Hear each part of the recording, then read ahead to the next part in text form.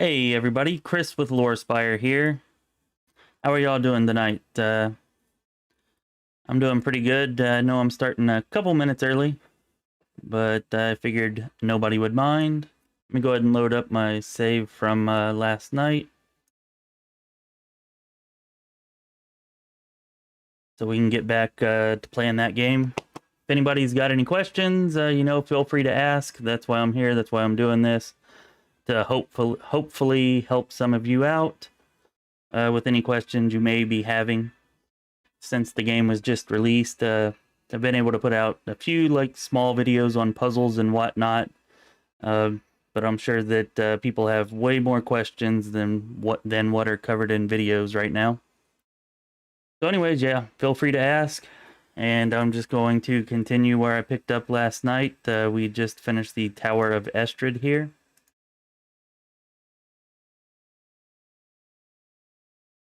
And I should probably go ahead and heal first, huh?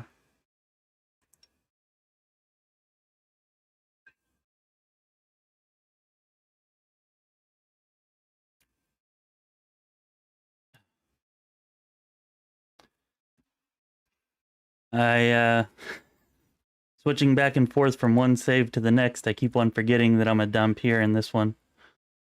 So that healing isn't going to help.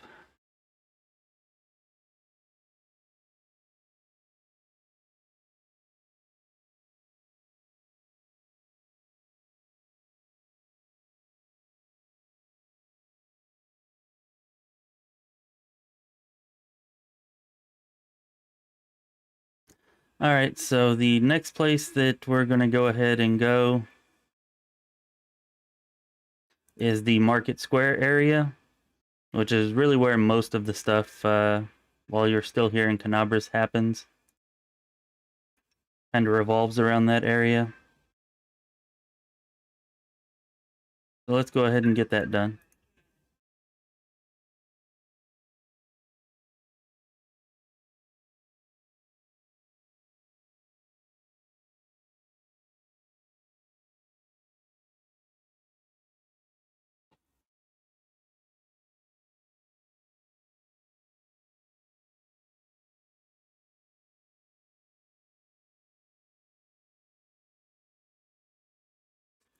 Alright, let's go ahead and go to the Dead Duelists first. Pick up these reagents and heal her again.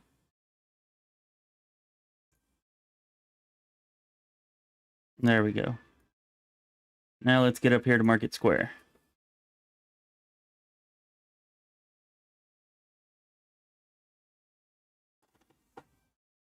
So here at the Market Square, is where you can start the Azada Mythic Path and the Aeon Mythic Path. They both start here. You can also find an acting troupe that you can save, and I mean, that's not necessary. It does add a little bit, I guess, to the side story later on. A little bit of flavor to your playthrough if you do. And you also find Ember here, who is a potential companion, depending on how you navigate the dialogue when you meet her.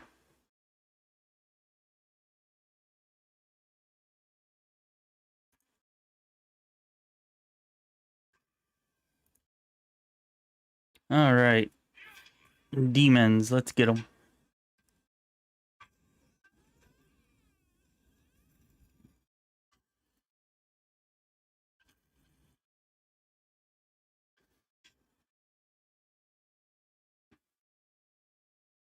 All right, well, that fight went fairly well.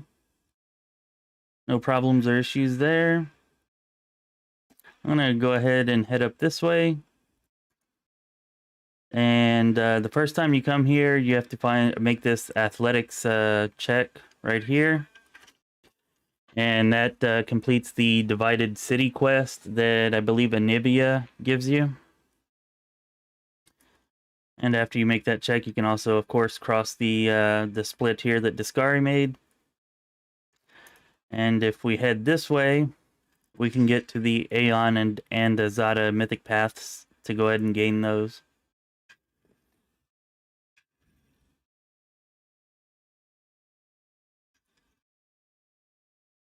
Oop. Got a little ahead of myself there.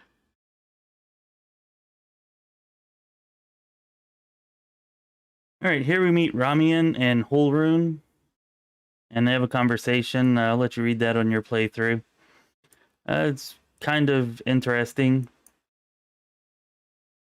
But basically, Ramian's a free spirit who worships Desna, and he wants to help, but Holrune thinks that he caused this whole problem by something that he did to the Ward Stone, and Holrune wants to, persecute him. I think Holrune is actually an Inquisitor, or if not, he certainly is acting like one.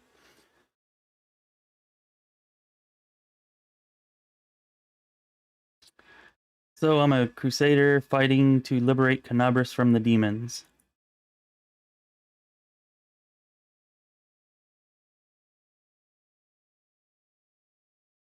So they will be trying to kill him here. And whenever you get to this part, I suggest that you say Ramian unless, you're just going for that ultra lawful character that might side with Holrune in this conversation. But if you choose the Angel Mythic Path, that's the best choice to acquire the Azada Mythic Path. This choice right here, at least in my opinion that I'm aware of, that's the best one to make. And also, if you help out Ramian, he provides much better support for you throughout your campaign, especially if you want to be an Azada. But even if you don't want to be an Azada, he'll still offer you more help than Holrune. Hey there, 3D. Good to see you. How you doing tonight?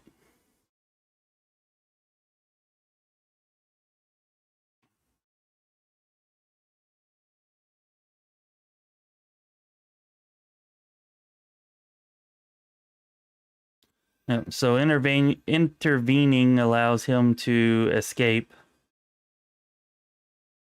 And then you can pretty much say what you want to say here. But you're going to get a quest to basically mediate the feud between Ramian and Holrune. And like I said, I definitely prefer siding with Ramian. Yeah, I'm doing pretty good there, 3D. It's been a long day. I made a mistake in my playthrough that was definitely a costly one. I had to load up an old save and go back pretty far. So it cost me several hours of playing today, just because I guess I wasn't paying enough attention. Long story short, definitely if you are checking an area where you need something that's important, use the tab button so that everything, is outlined so that you don't miss it. I missed an item at the Ivory Sanctum and left and ended up having to go back, to an old save. Otherwise, I would have missed the Swarm That Walks Mythic Path option.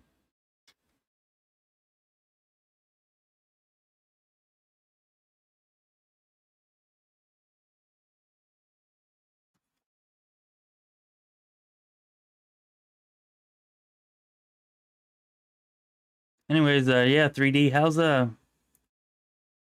your playthrough going? Everything going well with it, or?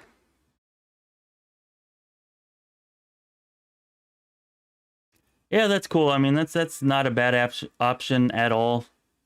Um, it is really nice whenever you can just kind of keep the story flowing along, and you don't have, like long lulls in between one like major story point and the next. Because the story really is good. Um, so yeah, I think on a first playthrough, that's definitely a good way to do it.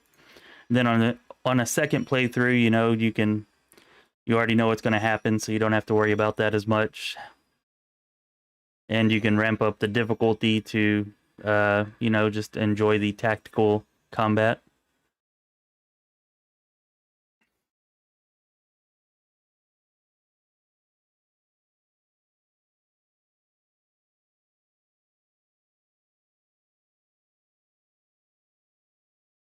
You know, I like you, or I like Cha. I did not figure out what happened to the Paladin Bond. I'm not actually uh, sure what did happen to it. I know that the weapon bond is there. Um, but no, I do not know what happened to the Paladin bond. Here, if you go through this, you can find the Aeon Mythic, or you can get the Aeon Mythic Path option, which is a really cool option.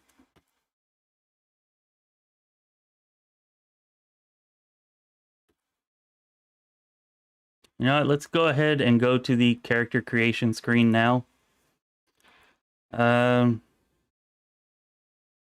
And let's just take a look at the Paladin's different classes to see if maybe one of the archetypes has it.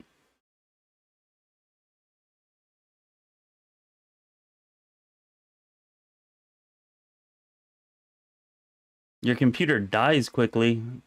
What are you on a laptop and you don't have a way to plug it into the wall, I guess, or what?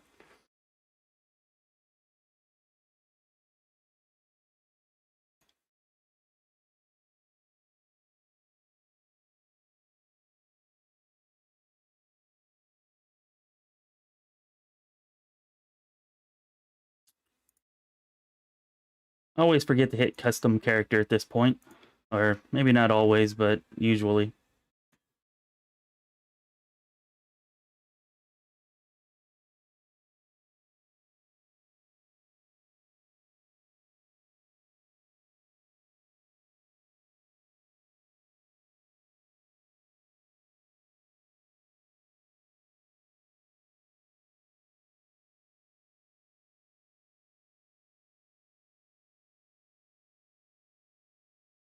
So yeah, I like you. I mean, is this what you're talking about? Remind me exactly, because I mean it has the divine bond right here, and I know that you get a weapon bond with Sela. I believe you can actually, uh, at least in Sela's case, instead of choosing weapon bond, you can actually, I think you can choose like an animal bond and get an animal companion with her. In which case, you wouldn't actually get the weapon bond if you did that.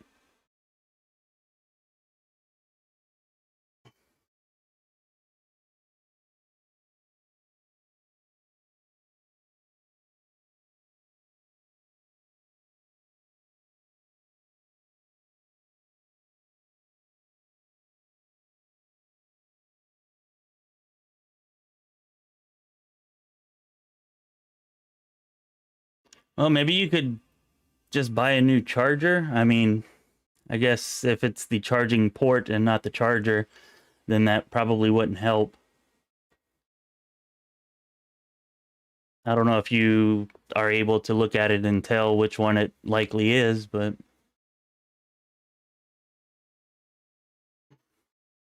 I don't I don't remember when they said that the PS4 release was supposed to happen.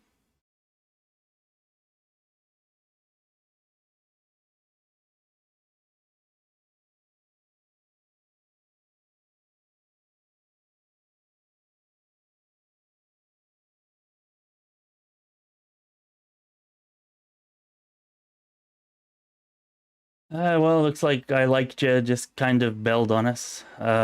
Since I didn't have an answer for them, which is all right. I should have gotten the answer sooner, I guess. Before I actually started the stream.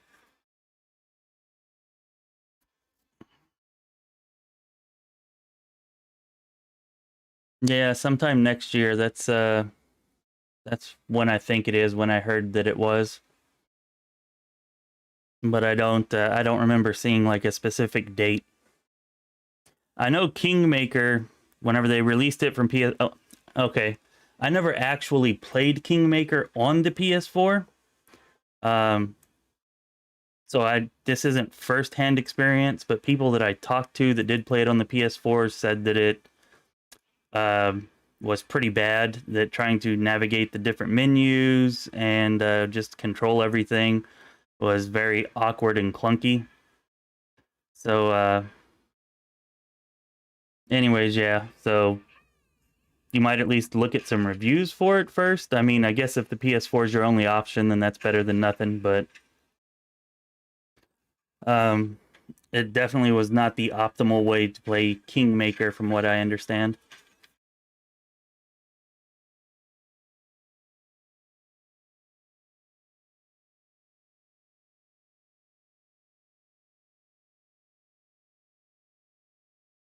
Well, that's definitely unfortunate. Did they say that it's definitely coming to PS4 and not PS5? Because I didn't actually think about that, but by next year, most games should probably be coming out on the PS5, not the PS4.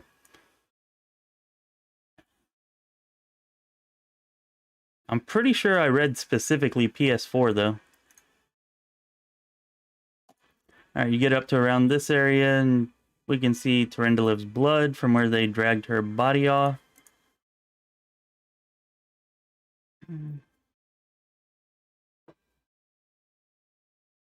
Oh, okay, so you played Kingmaker on the PS4? Well, then, yeah, I mean, if you didn't have a problem with that, then I would imagine Wrath of the Righteous would be at least as good as that as far as controls and UI go, anyways. So if you've already played Kingmaker on it and you liked it, then that should work.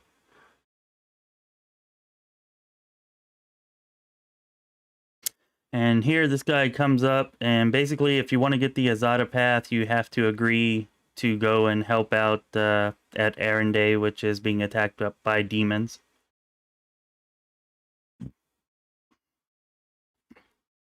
And if you come up here, it wasn't like this in the beta, so I think the video that I released describing how to obtain the Azada Mythic Path and everything did not include this, since that was from the beta. But anyways, you actually find Ilks over this way. He should be.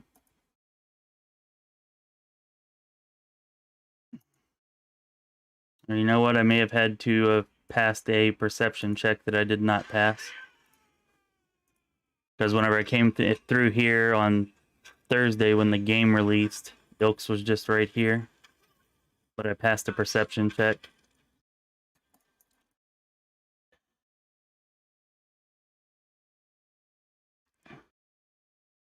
Yeah, the game, I've had crashing issues too. I think I said this yesterday, but I had no issues with the game crashing while it was on like in the first, well, I think it happened one time through the first two acts. But yeah, Act 3 has taken me forever to get through because, you know, like 1 out of every 8 or 10 load screens that I go through, and there are a lot of load screens in this game, you know, it crashes on them. So that's been unfortunate. I'm really hoping that they get a patch out for that soon. If they do, maybe it'll help with yours too.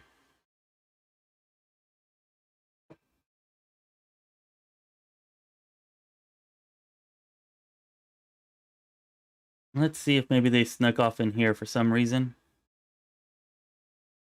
Because last time Ramian and Ilks were both there.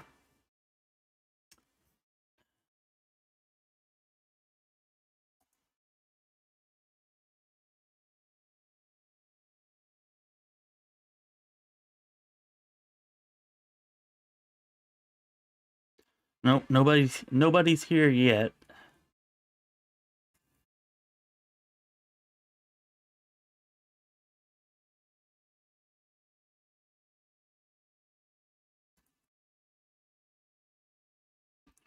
I'm gonna go ahead and rest here. Anyways, if anybody's got any questions or anything, it looks like there's a few other people in here. You know, feel free to ask. I'm, you know, by no means an expert, but I have played a lot of the beta, and I've been playing pretty much nonstop since the game was released. So if I have an answer for any question you might have, I'll, you know, go ahead and answer it.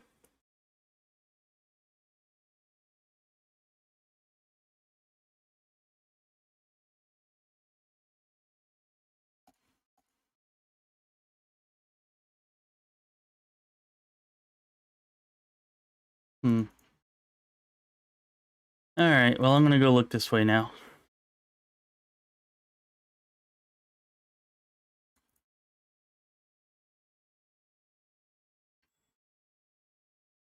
And what have we here?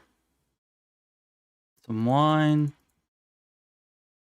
And that's it.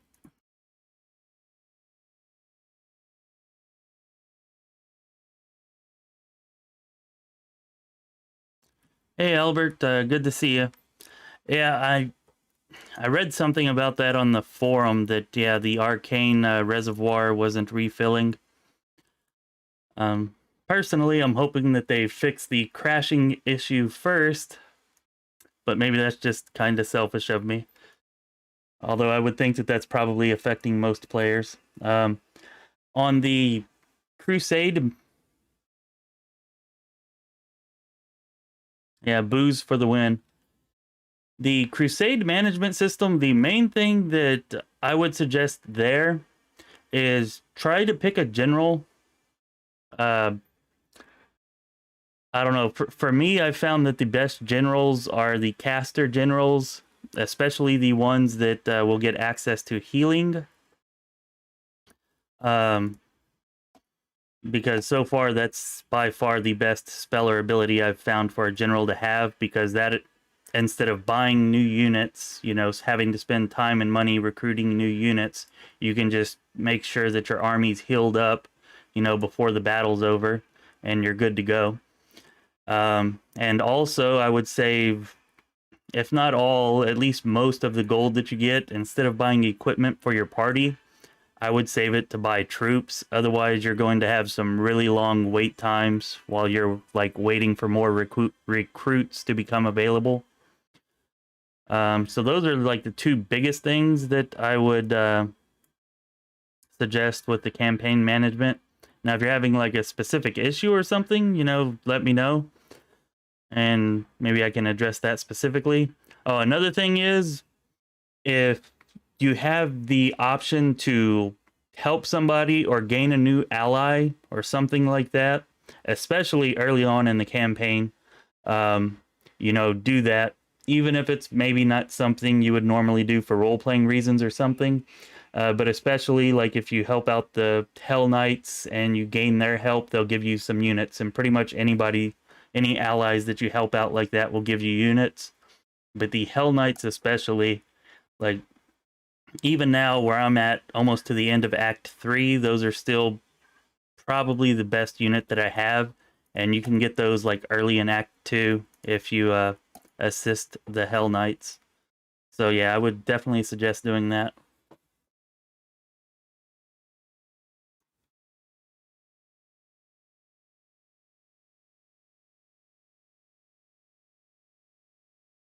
Yeah, Albert, I mean, uh, I guess I've already said it a lot of times, but the first two acts, I didn't really have much of an issue with it, but after hitting the third act, man, it's constantly crashing, which is unfortunate. I was hoping to be almost done with the game today, but things got a lot slower once I hit the third act.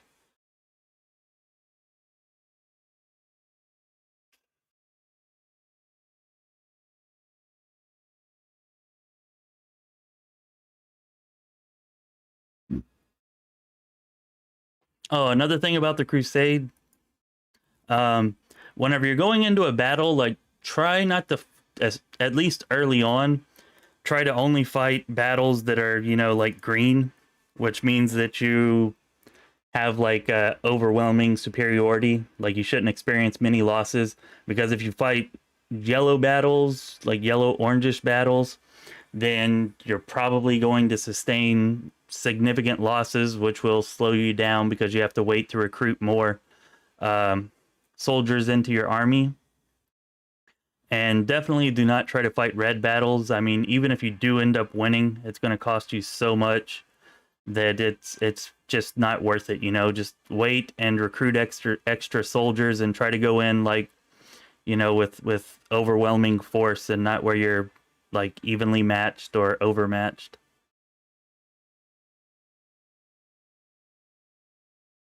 So this right here, and most people have probably already found this, but this is the secret smuggling tunnel to the Grey Garrison, and you cannot actually start your assault on the Grey Garrison until you find this tunnel.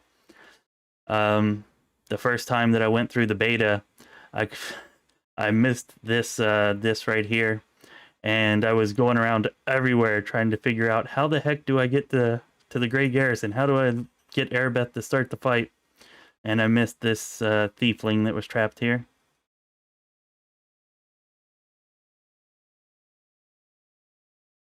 Also, a lot of the people that you end up saving here in Canabras will actually like help you down the line or as you go along. You know, if you save them, if you help them now.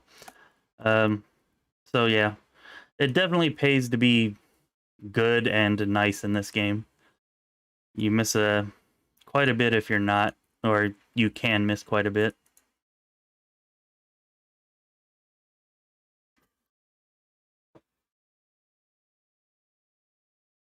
How about you, Albert? How far along are you in your playthrough? 3D here is, yeah,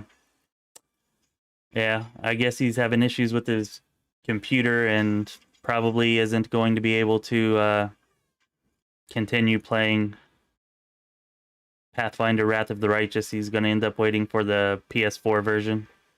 But how's your playthrough going? I mean, it sounds like you've at least made it to the campaign management part of the game, huh?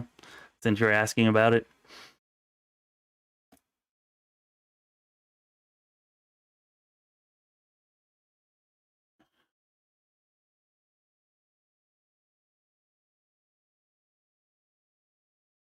Oh, wow, that sounds really bad.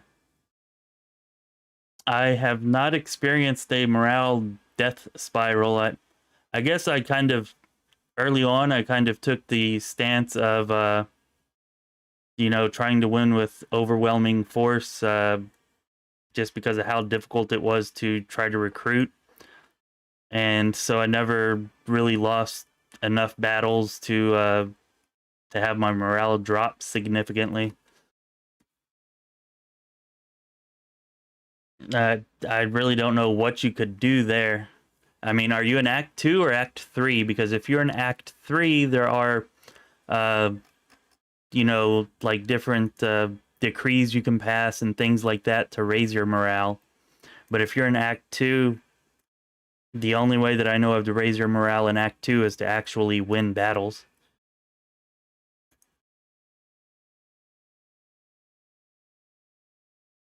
I don't know, you might, if it's really as bad as you're making it sound, where it's like a death spiral and there's absolutely nothing you can do, then you may need to either load up an older save or maybe lower the difficulty. I'm pretty sure if you go into settings, where's it at? Or if you go into options, and I think there's a way just to lower the like campaign difficulty somewhere. Or maybe, I don't know, it might not lower the difficulty, it might put it on auto mode or something like that. But if it's like a death spiral where you can not recruit any troops at all, then yeah, I don't know what you would do if you're only in Act 2 and that's happening.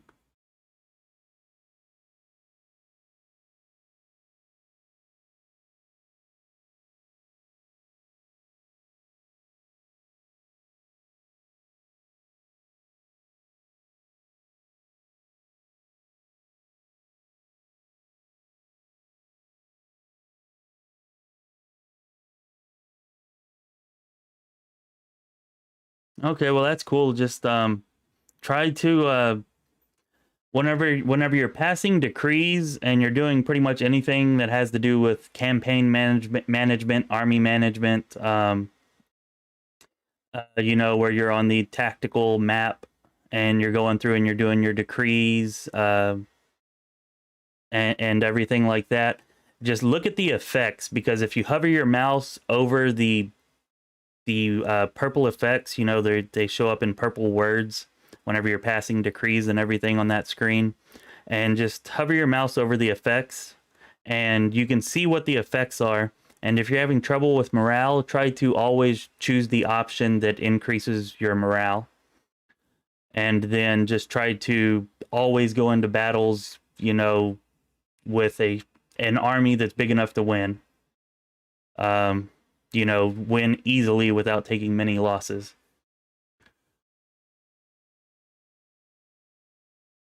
And that's good because unless maybe it's here actually under the difficulty settings.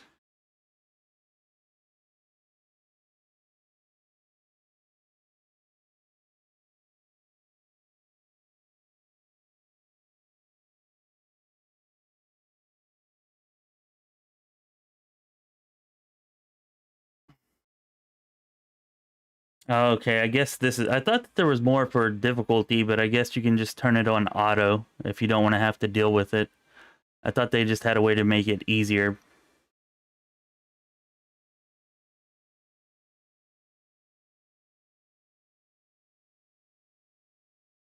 But yeah, you can see here the defeat of the Crusader armies becomes impossible. And demon forts blocking access to captured regions will be liberated in stages. So, I mean, if it's really just too much of an issue, then that's always an option. Crusade auto mode. And really the Crusade battle, like, I do like the battles. They are fun, but they take way too long. I actually like screenshotted my combat log of a battle, and I was on like turn 400 and something, and there was only 4 units in the battle, and I was on like turn 400 something before the battle actually finished. It was ridiculous, you know. It was just sitting there clicking over and over and over again for like 5, 6, 7 minutes. Like, sheesh, man. Like, make it a little more interesting or something.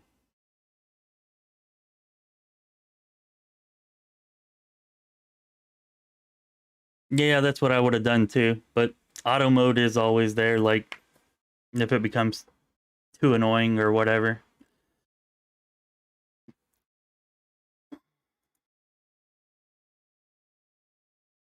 The campaign mode is definitely not anywhere close to the best part of this game. Like, it's borderline detrimental because I mean the battles and stuff can be fun, but they take too long, and a lot of times they end up being more annoying than fun.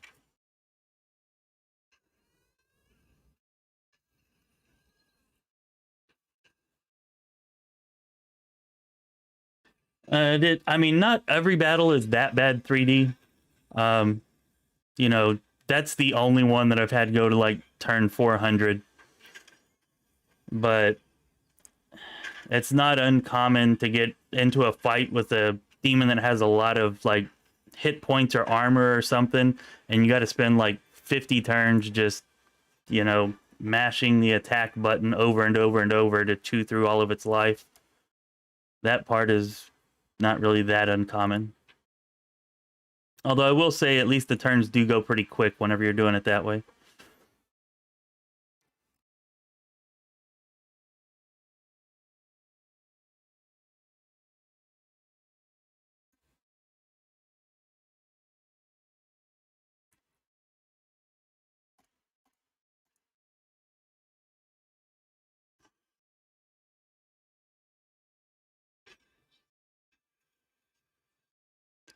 Yeah, 213 turns is forever, but yeah, that 400 something turn battle, and with only 4 units, you know, 4 units, 400 some odd turns, that's truly ridiculous. Oh crap. I guess I should be paying more attention here. I just died. That sucked.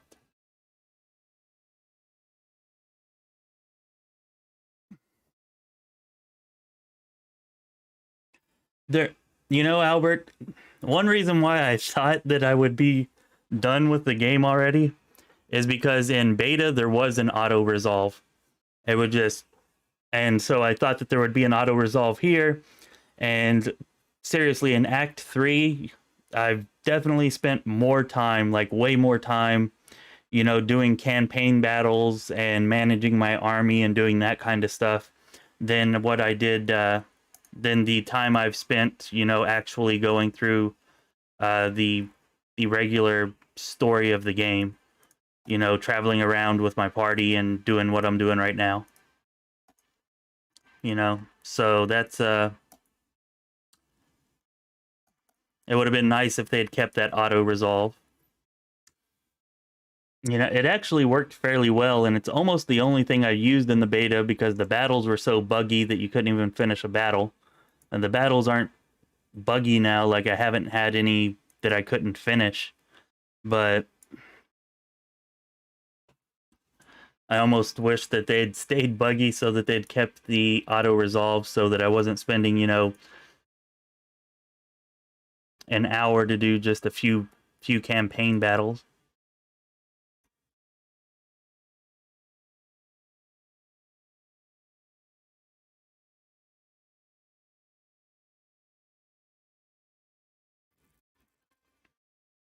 Oh, they may have gotten rid of the auto resolve feature that was in the beta, because there were times where I felt like I should win overwhelmingly and I would auto resolve it and I would lose, and I'm like, what the hell? And then I would go back and I would replay it controlling the army myself and I would win, with almost no losses at all.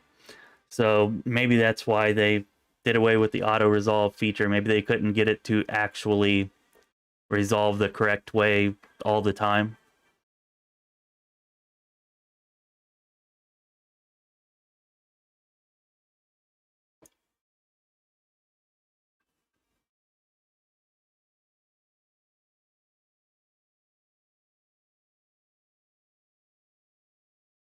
Yeah, there's no auto resolve, and the battles really are really simple.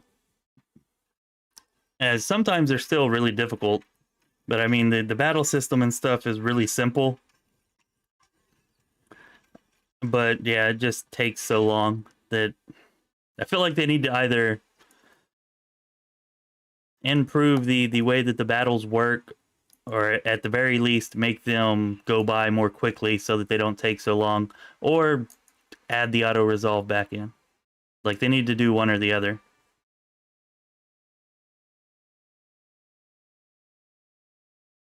Oh wow, really?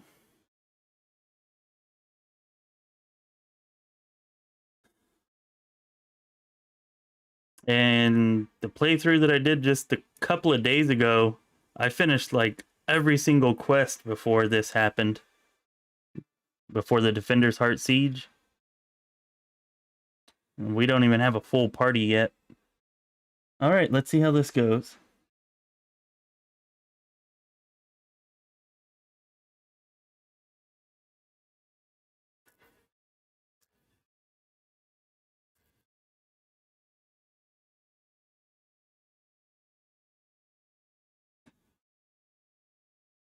Yeah, that's not gonna happen 3D. I mean, I think I've got around 30 hours of my other playthrough already, and yeah, I'm just now getting to the end of Act 3. So 37 minutes isn't going to matter much.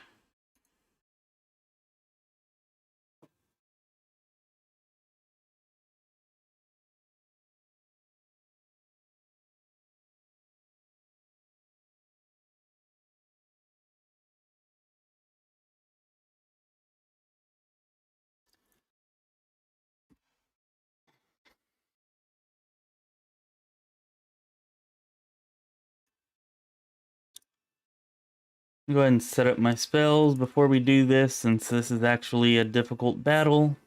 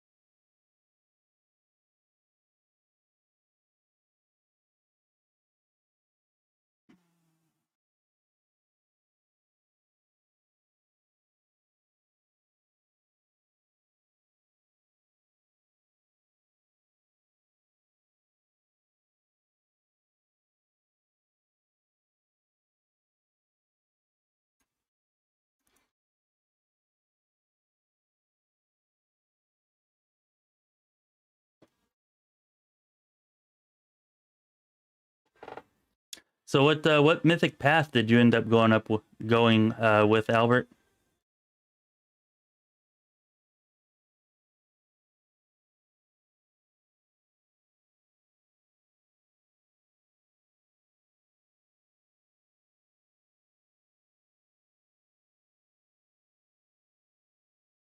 Oh, oh, this is gonna be terrible trying to do this without Ninio.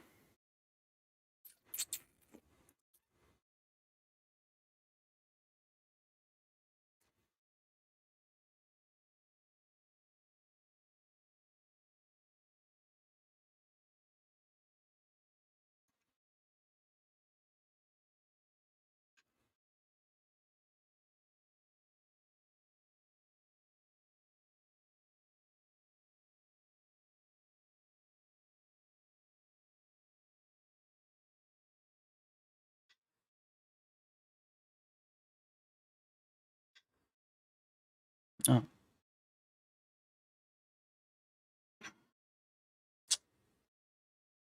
oh, that's unfortunate.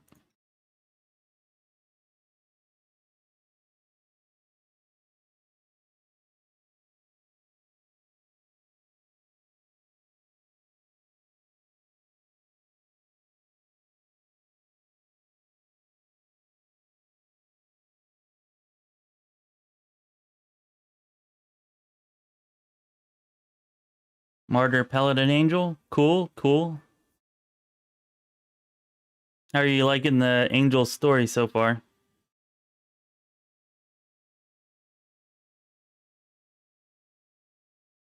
I ended up going with the Azada because I want to try to get the Devil Path for a video, and you gotta use either Aeon or Azada for that.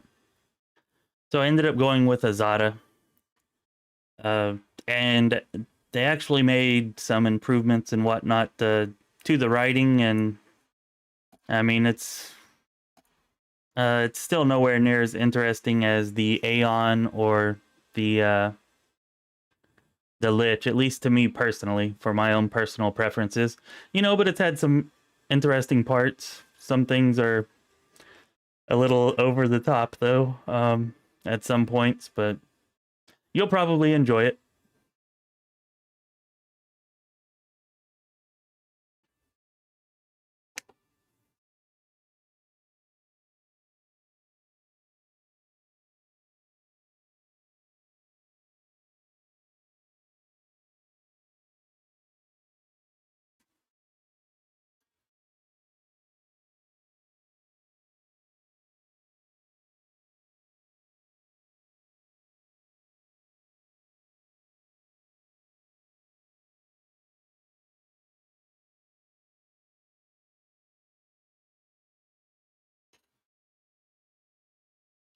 Yeah, the only good god that I ever see referenced in this game is uh Iomade, which is weird. Like, I don't want to give away too much, but like if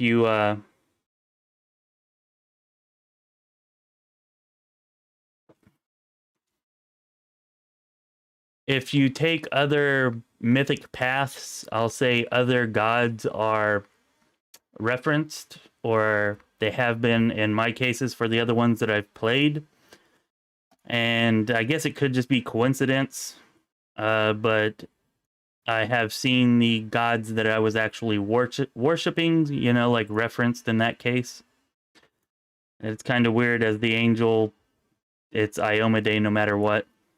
Or maybe there's some bit of backstory there, some bit of lore that I don't know about that explains why that's Iomade, even though your uh, deity of choice is Shellin. But yeah, definitely seems weird to me.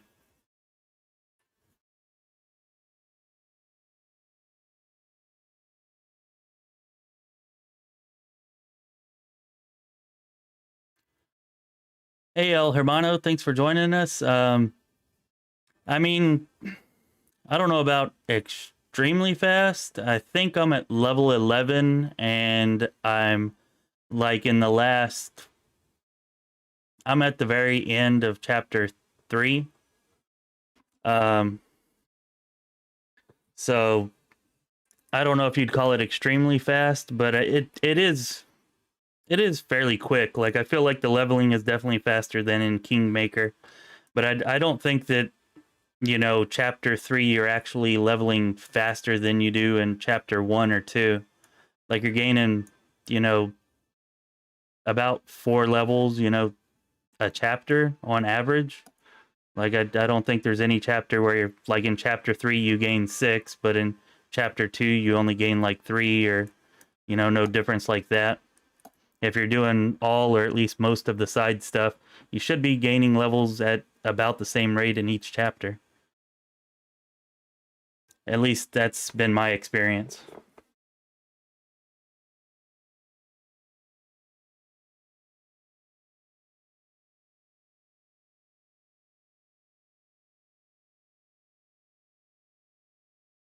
I don't think that you're gonna hate yourself, um, El Hermano. I don't know why you would hate yourself, but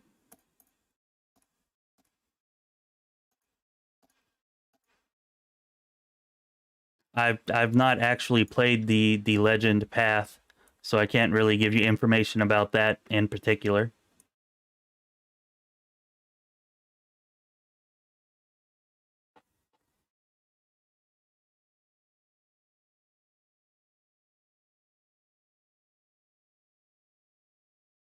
Hey, Arkivian. Yeah, the Azada are chaotic good, so it totally makes sense that it makes more sense to take the Aeon instead of the Azada, but I took the Azada on purpose to try to become a devil because from what I've read and seen, you can do it with either the Azada or the Aeon. And I actually started as neutral evil, and whenever I became an Azada, I started getting quests and warnings and things, telling me like before the end of uh Act 3. Basically it's telling me before the end of Act 3 I have to have my alignment changed to chaotic good. And then I'm assuming whenever I become a devil I'm going to get these same type of warnings that I have to change it back to evil. But I wanted to kind of experiment with that and see exactly how it worked, which is why I'm doing that. But you your alignment doesn't actually stop you from taking a certain mythic path. Apparently it just affects whether or not you get the final transformation at the end of the mythic path. Again, I've not tested that, but that's what I've read and heard so far.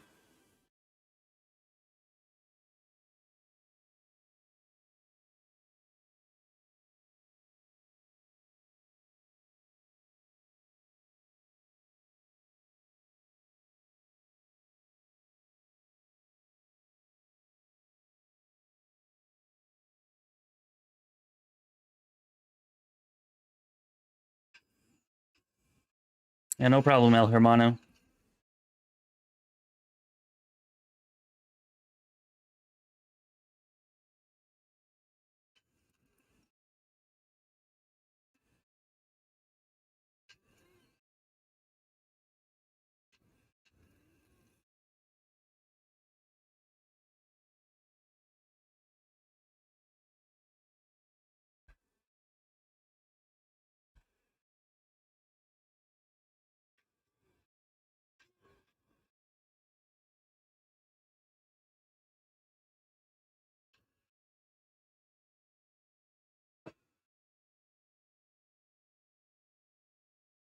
Hey there, Wooly Ram. Sorry, I just saw your comment there.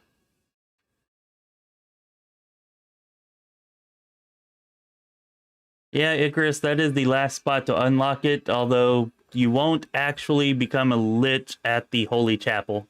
But yeah, you will definitely unlock it there, assuming that you got the wand in Leper's Smile.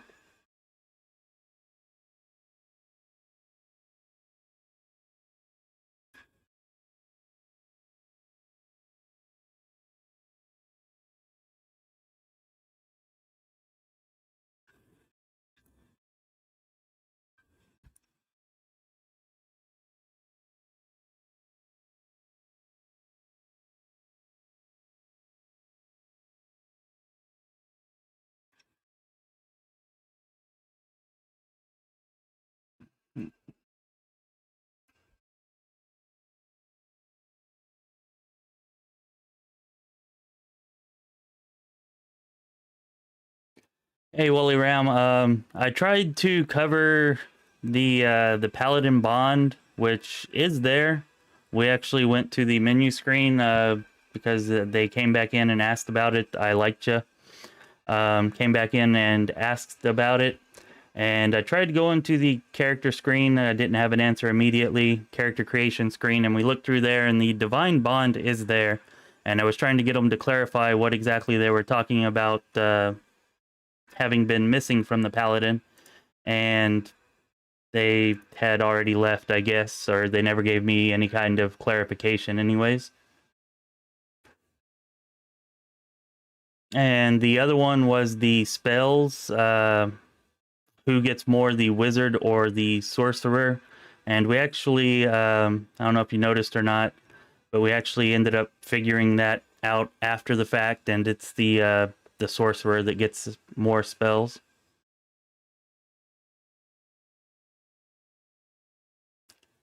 Woolly Ram, I don't know. The transformations were not actually in the beta, so I have not yet gotten to play or experience the transformation. From what I hear, they're pretty powerful, and I mean, they sound really awesome. That's why I've been trying to get through the game as quick as I can, so I can actually, experience it, because it sounds really, really fun. And I also would like to make videos about that for you guys, but nothing on that yet. I can't really say like experience.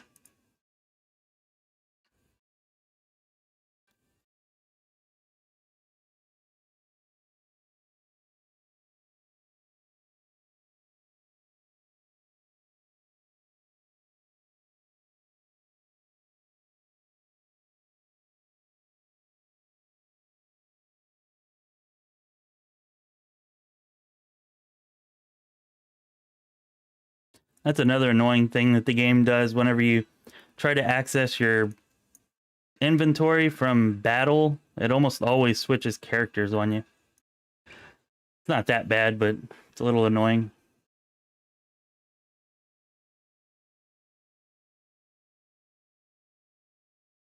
Oh, that's the main problem, El Hermano, with the with most of the late game paths.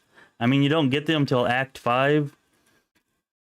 Um, so yeah, it does seem like a lot is wasted there. You only get them for the last 2 acts of the game. I wish they'd definitely added those in earlier.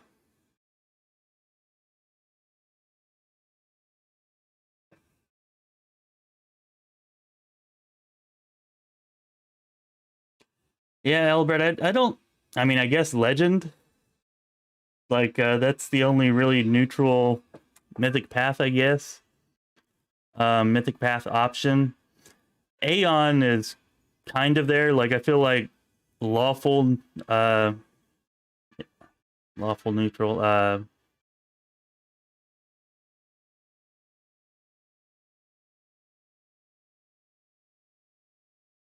Yeah, lawful neutral. Sorry, I had a brain fart there. I feel like lawful neutral is good for the Aeon, but that's not really neutral because you're lawful. But I think that's probably the most neutral of the Mythic Paths, at least in my mind. I guess Trickster is... it's the same thing, because you got to be chaotic.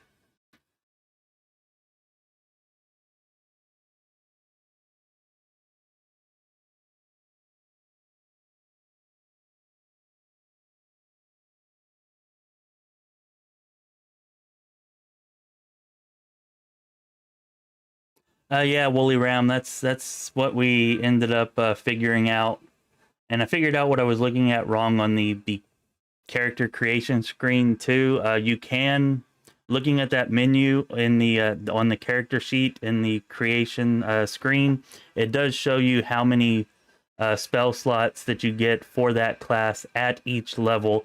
What was throwing me off is that in my mind I was adding your caster stat, like a wizard should have way more spell slots than that. The sorcerer should have way more than that. But I wasn't taking into account that your caster stat adds more slots. on top of what it shows as a base on that sheet.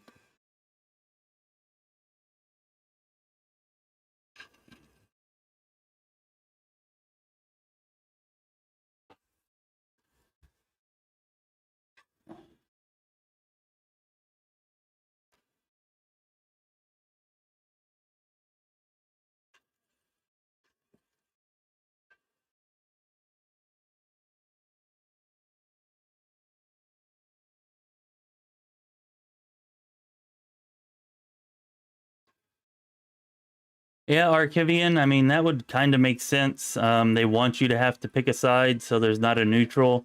Although, even if you are, like, we're talking about alignment, like, even if your alignment is truly neutral, like true neutral, like, you can have a preference for what makes more sense to you and still, you know, be neutral. But yeah, Legend is the only path that really works for true neutral.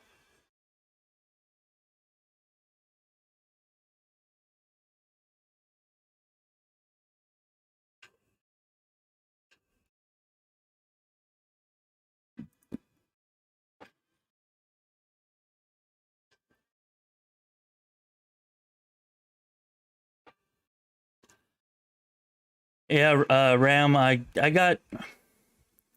at the end of Act 3, where I'm about to start heading into the abyss. The campaign battles have gotten way more time consuming than I was anticipating. And I also had an issue where I messed up whenever I was at the Ivory Sanctum. And so I had to reload an old save, so I lost some time there having to go back. I forgot to pick up Xanthir's notes. I picked up his apprentice's notes, but you have to also pick up his notes in order to get the swarm that walks. And I definitely wanted to have access to that. So I ended up having to go back there, so I've been slowed down a bit. Also, the freaking game crashes so much in Act 3, it's ridiculous.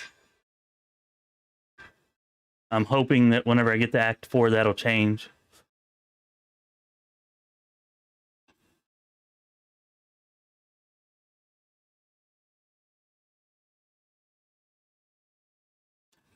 I will say that I was actually saying this earlier, but I don't think you were here yet. But anyways, that the Azada, because that's the path I'm going with right now, that the story, they do seem to have made some improvements and some changes to the path itself and the story, to where I feel like it's better than what I gave it credit for in my beta review. But, you know, still not on the same level as other paths, at least for my own personal tastes.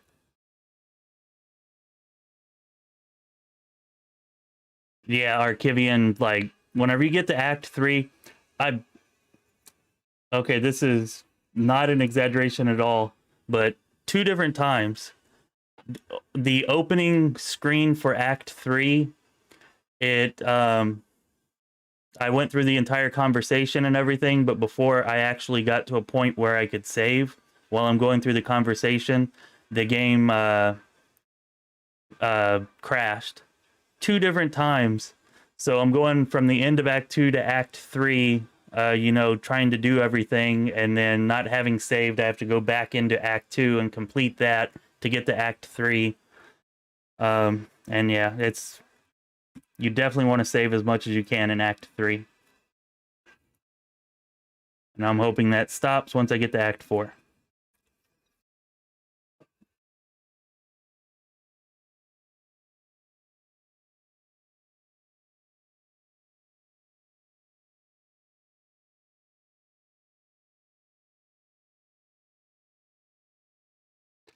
Well, Woolly Round, maybe it's the perfect setting for neutrality. You know, maybe the angels aren't as nice as they seem, and maybe the demons aren't as evil as they seem, and only a truly neutral character could see that.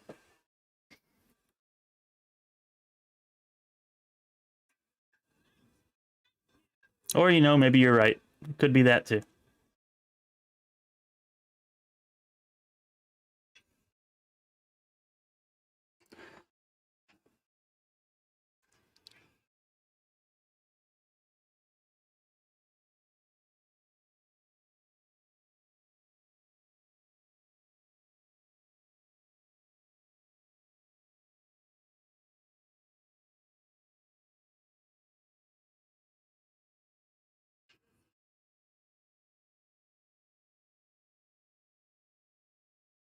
Hey, Pure Evil. I believe the Aeon is lawful neutral.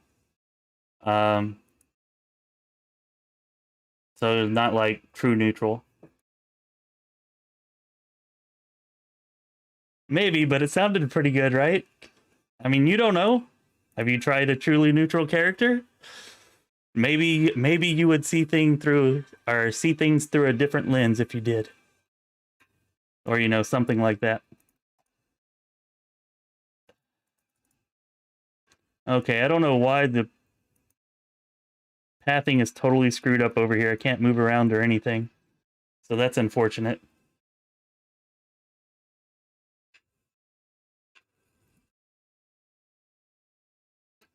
Seems like the enemy. Oh, I was gonna say, seems like the enemies can't move either, but they just started moving.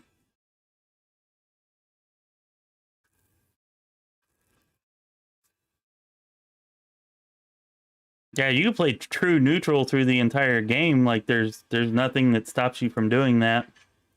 Um, just your different paths, mythic paths. If you're doing their quests, they will move your alignment towards whatever that mythic path's alignment is.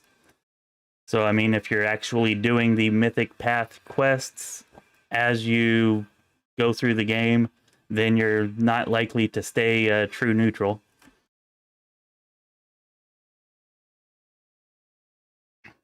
But I mean, if you're going legend anyways, then you can just, you know, say to hell with the mythic path and just not do the quests for it.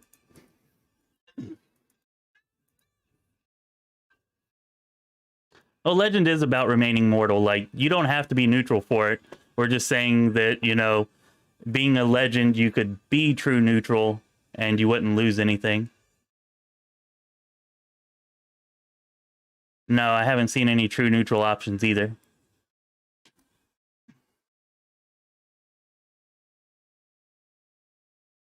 My the Oracle build that I have on the channel, the Angel Oracle build, is a true neutral build. But at that time, at the time I made it, I was not aware that the mythic paths would deny you your transformation if you did not, do their quests and all of that. We've only just found that out. So yeah, being a true neutral angel is really not the best idea.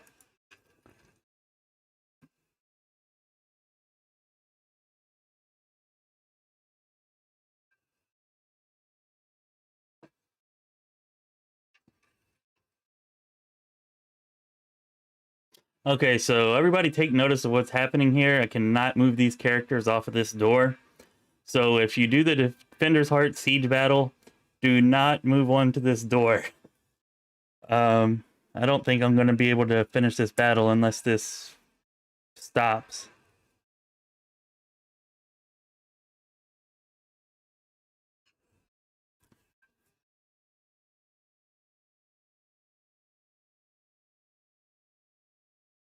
Aha! Now Archivian's thinking. It's like every option that doesn't adjust your alignment is a truly neutral option. I like it.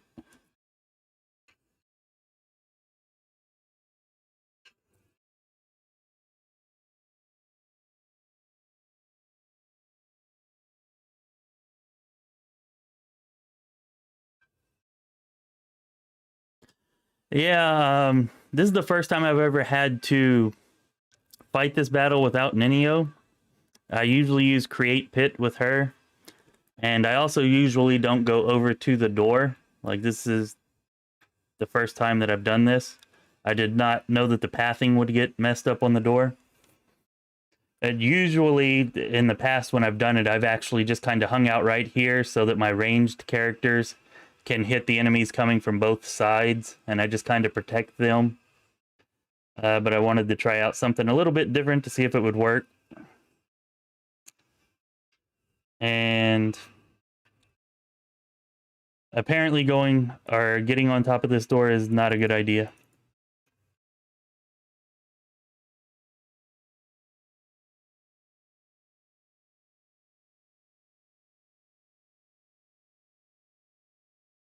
I can still do my 5-foot step. Maybe if I do that enough times, I can get off of it.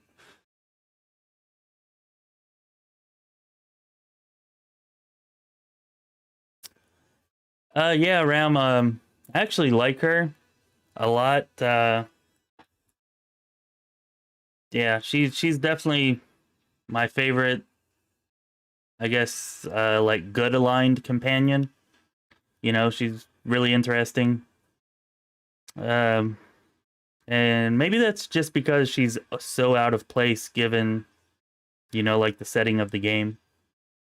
But yeah, I like her too.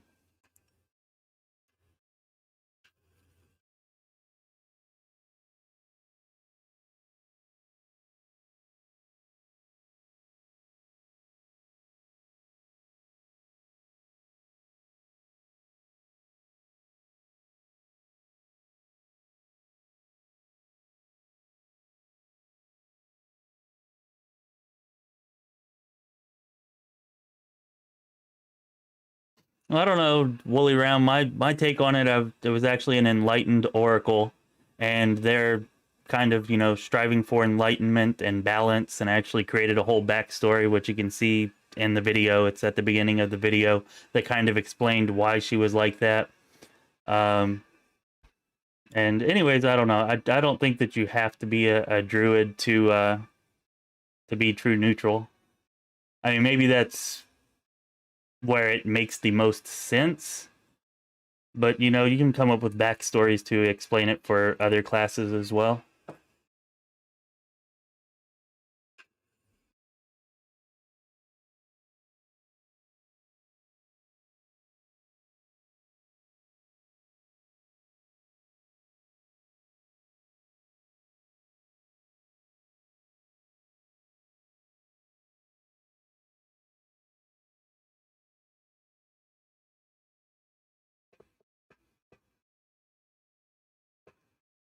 I'm not sure what you're asking. Out of place how? I wasn't trying to say that anything is out of place. I was trying to say that um, I don't think that the druid has, or that the druid is the only class that can be truly neutral. It's just the one that it makes the most sense for. But you can definitely come up with a backstory to explain other classes being neutral, true neutral.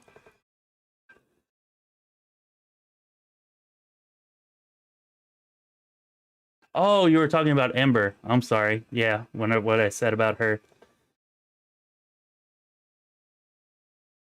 No, I just meant her childlike innocence, you know, and like you said, a place that's where a war between angels and demons and mortals is going on, and she's just this innocent little girl, you know, that yeah, like you said, clings to mercy and charity.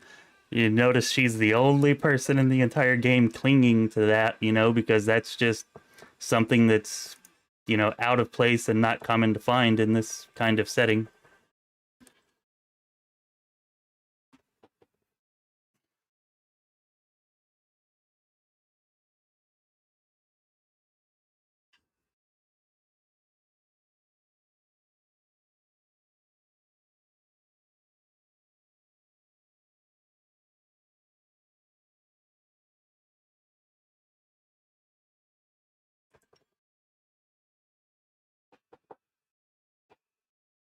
But yeah, she's definitely a very interesting character.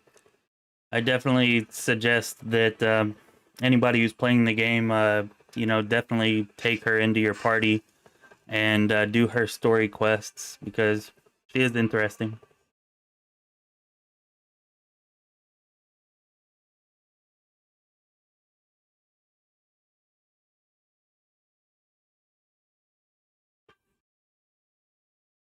Oh, I got off the door with one person at least.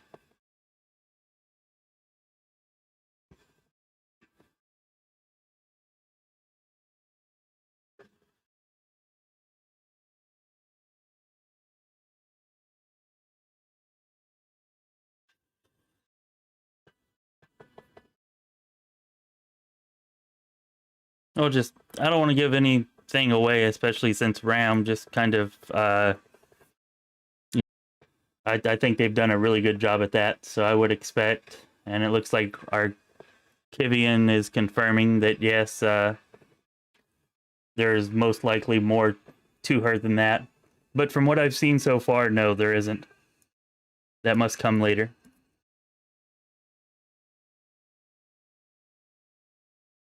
I mean, actually, in Act 3, you do discover a reason for her being the way that she is, that I guess you could say is more than just her being a psychopath.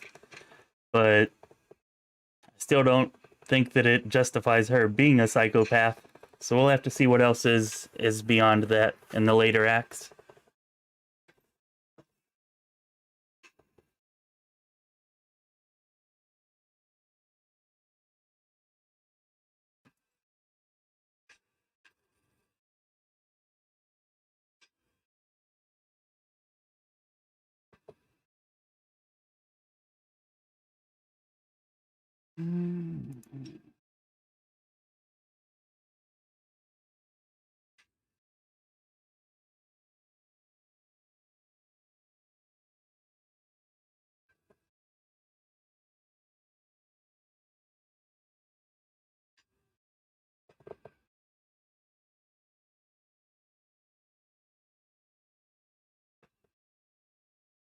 Why is that, Icarus? What do you mean, somebody without lockpicking and stealth? Because, yeah, if you don't have somebody with lockpicking and stealth in your party, you're definitely gonna want to get that. If that's what you mean by what you're saying.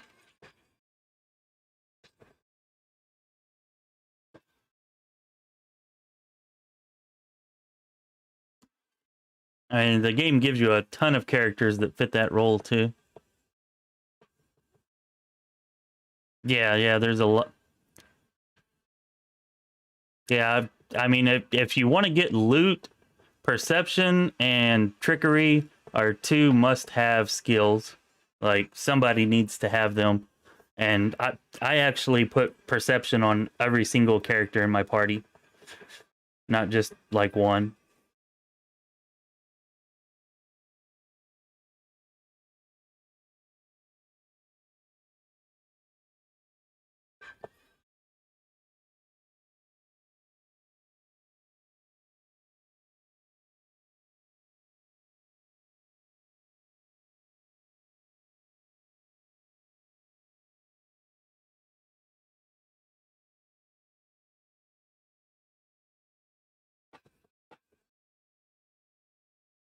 Yeah, solve the problem. Yeah, that's.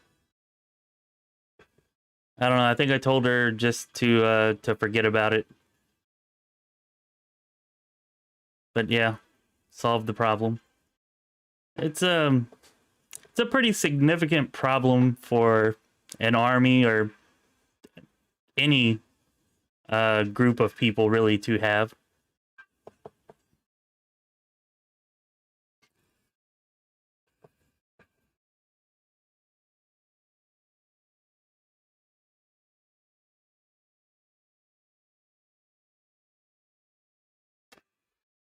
The Slayer does a lot of melee damage. So if you're just looking for a class with a lot of melee damage, I mean, the Slayer does. Pretty much any of the rogue archetypes. I mean, the rogue does too. Of course, you're relying on sneak attack damage for both of those, which you maybe don't want to do. Um, if you go with a Blood Rager, like that's what I'm actually playing now. Like my Blood Rager with a two-handed Great Axe is doing a ton of damage. I mean, you know, if I get a crit and it's not like a tanky enemy, like I can still, even in the third act, you know, one shot them sometimes. So of course I have max strength. Like I've been putting everything into strength. One second, my son just walked in.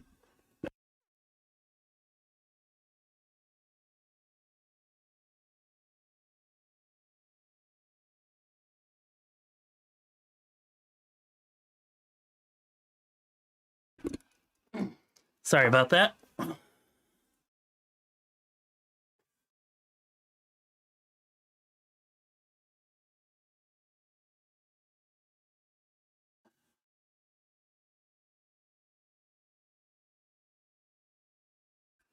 No, I don't think the Minotaur and the Arsonists are here yet, are they? I don't know. I've missed the cut. No, they're not here yet. That'll be the next time that the camera pans around.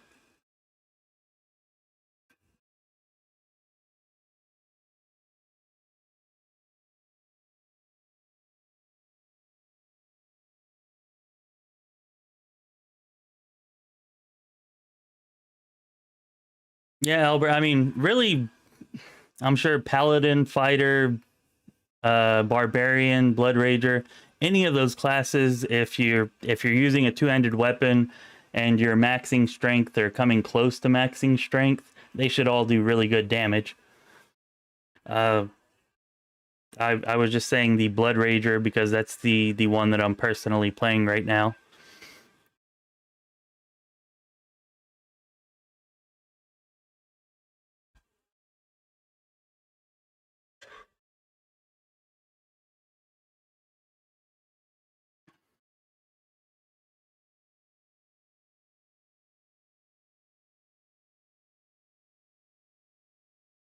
Hey Matthew, you're playing an Arcanist now? I'd heard that the arcane reservoir was kind of shot and not working correctly.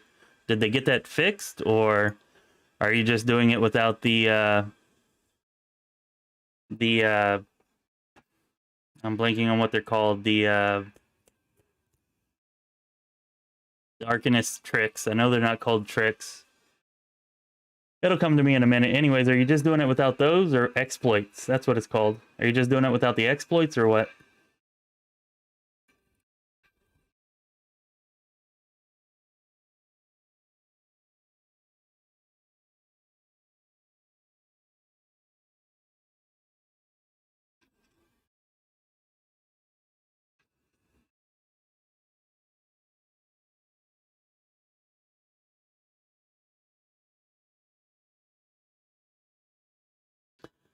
Yeah, Wooly Ram, this is actually a cool fight. It's one of my favorite fights in the game that I've experienced so far. I'll say this though, it's a lot easier with Ninio, and as we saw, we don't really want to get on top of that door. Um, Here, I have the difficulty lowered down, like we're on normal difficulty, which is the only reason it's so easy right now. If I was playing on hardcore, or if I was playing on core difficulty, I probably wouldn't be able to talk to you. I would just have to concentrate to keep from dying and keep everything, going correctly here.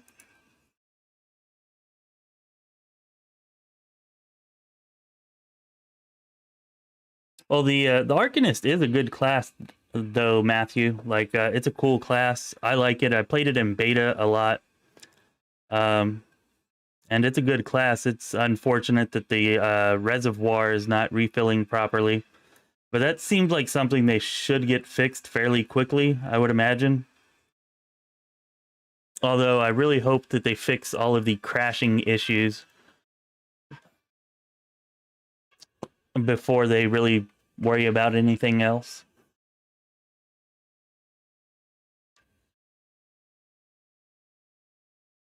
Oh, is it back working again, Woolly Round? Because from what I had heard and what other viewers that have been in here have been saying, like 3D, their 3D's back, is that the Arcanist's reservoir has not been refilling for anybody.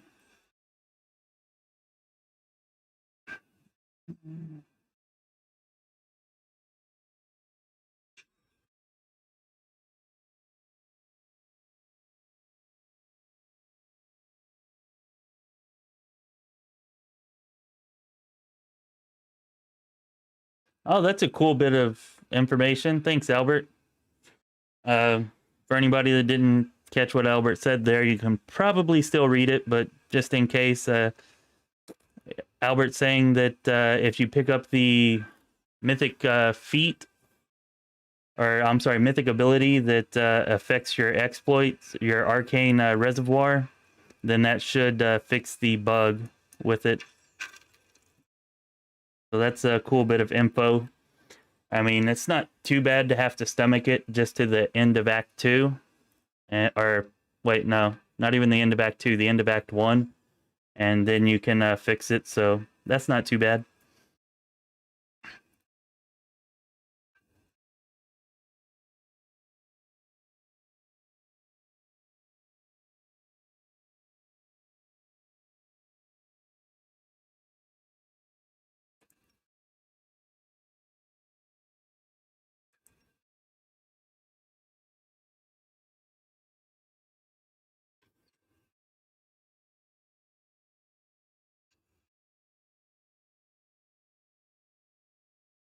Yeah, 3D. This is, well, just before you got back, I think I was saying that this is one of my favorite battles.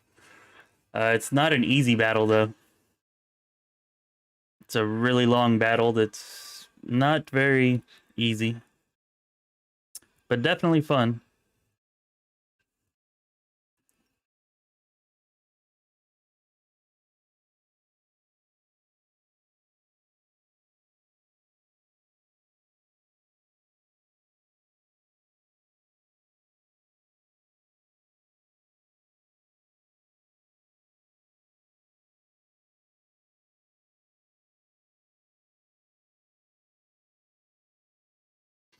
Yeah, you really could go. I'm sure not the entire game, but you could go without using your arcane points for a really long time. Like they're cool and they're fun to have, and they give you some extra utility. But you could probably, if you wanted to, go the whole game without using them and just play it like a normal wizard, and you wouldn't really miss too much. They're really more of a convenience type thing. At least that's how I felt about them.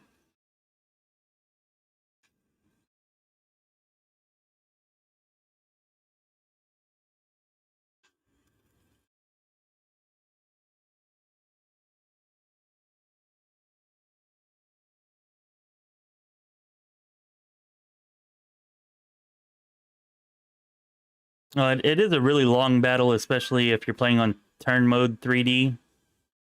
It's definitely a long battle then. It's a lot quicker if you're not playing in turn mode, but it's also a lot harder, at least for me. I don't know.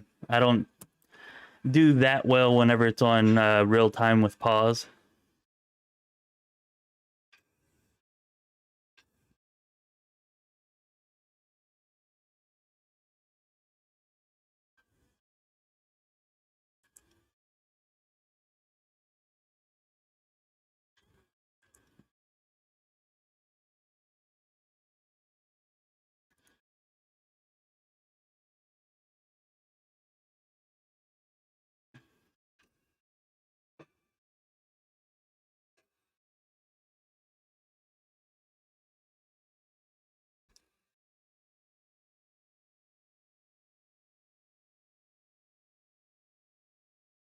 Yeah, random. I would definitely suggest there are some battles like this one. There's just too much going on. Enemies are coming from everywhere.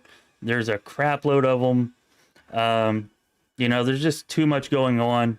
I would definitely suggest turning on turn-based mode, at least for this battle. And then there are other hectic battles later on where it would also probably be a good idea to turn it on for those too. I mean, I'm sure you don't have to, like if you're buffing everything correctly and you're doing everything really well, then I'm sure you could do it without it. But for me, uh, yeah, this is the much, much better option.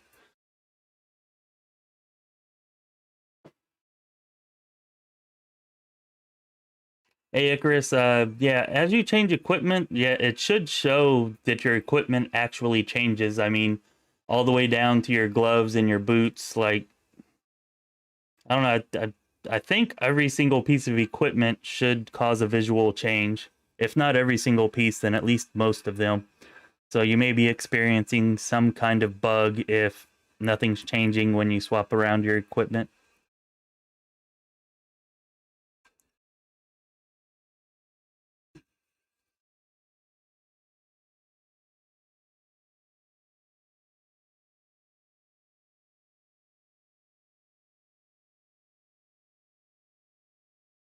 Yeah, Archivian, I've heard that too, that the kineticists get really powerful. I've not tried to play one, but I know that it's a popular class choice just because of how strong they do get. I know that, what was her name? I think was it Kyressa or Kaylessa or whatever her name was in Kingmaker was a kineticist, and she got really strong. So I would imagine they're very strong in this game too.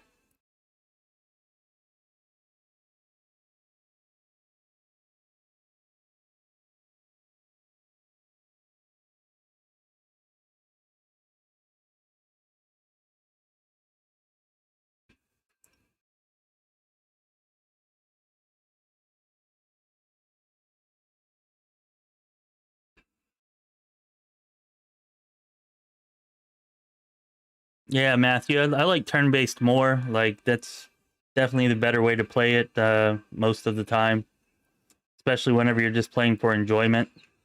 I mean, if you're trying to speed run or something, it's definitely not optimal. But, you can snack while you're playing, you can take care of your kids, you can get up and go to the bathroom or grab a drink or answer the phone or do any number of things and just come back to it and it's right where it was at. It's definitely the best for convenience, and it's, nice just to be able to think and strategize too.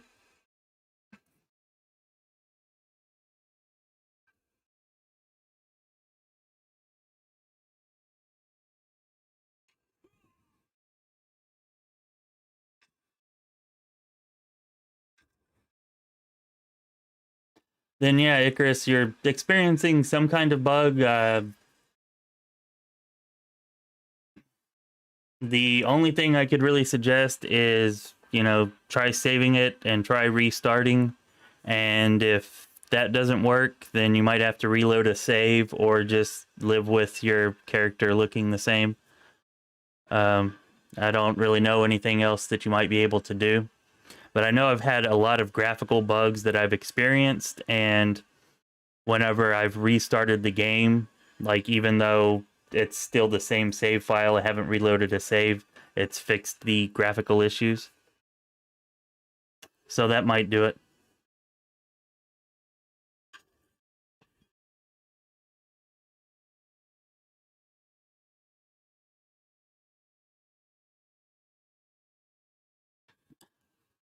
Well, 3D, I think you might be the only one who wants to see somebody's speed run turn-based mode. I'm actually surprised y'all haven't all left, because watching turn-based mode is kind of boring. Like, it's fun to play, but it's pretty boring to watch. And it's got to be even more boring to watch since I'm being extra slow to take the time out to read chat and answer questions and all that kind of stuff.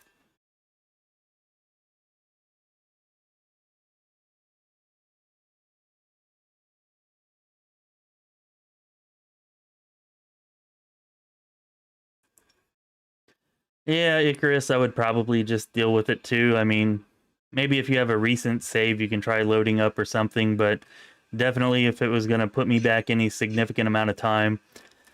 I mean, this game's not really about graphics anyways. They're not very good, even when they are functioning properly and everything's right. You know, I definitely don't think there's anybody playing this game for the graphics.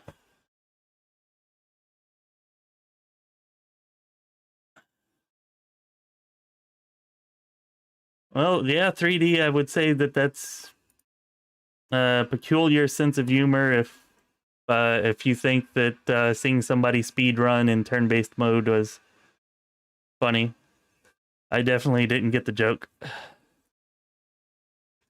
Or maybe I'm the one with the weird sense of humor. Maybe everybody else got it but me.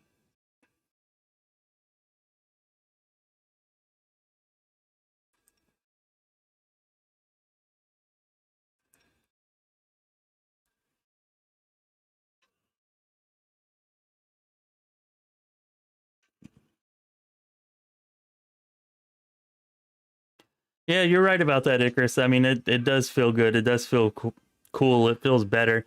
But there are some times when you get a new piece of gear and you put it on and it looks like crap. And I say that thinking about every single helmet in the game.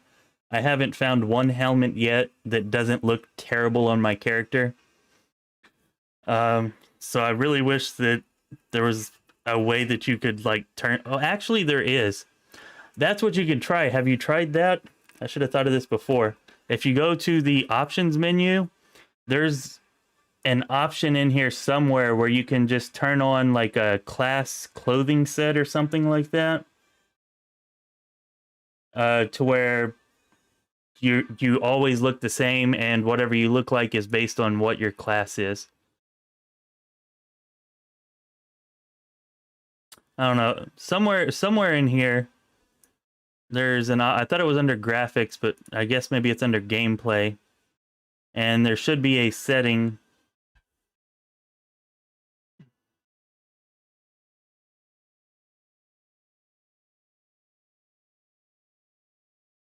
there should be a setting here that allows you just to, well, do what I said. You know, it'll base your looks off of what your class is instead of what you're actually wearing. So anyways, I guess just look around there in the options. Unless they took it out, it should be there because it was definitely there during beta.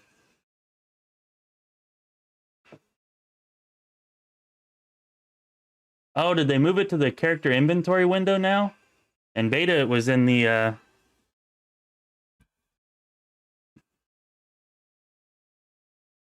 don't know. I don't see it in here either. In beta, it was in the... oh, the other character. Oh, anyways, all right. If you know where it's at, then that's all that matters. I can find it later.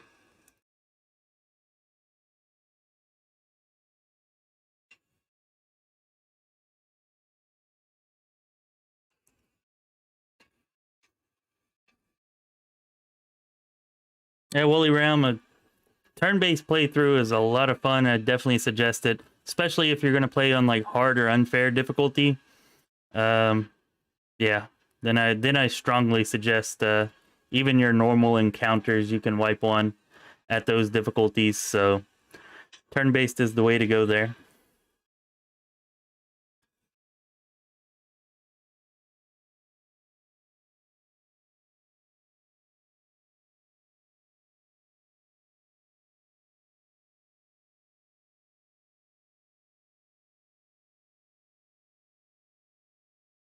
Your character portrait screen.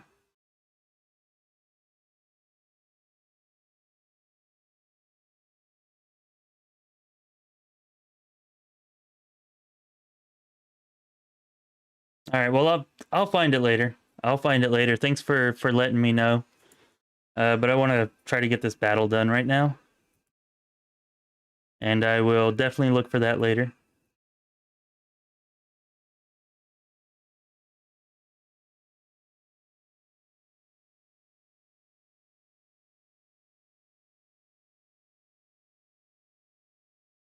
I need to turn off window mode.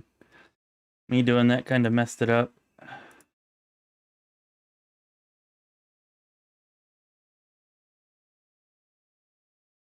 There we go.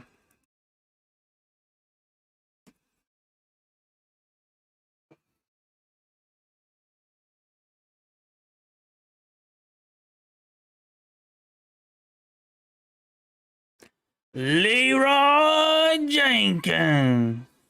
At least I got chicken. Yeah, good stuff. Good stuff. I don't like that either.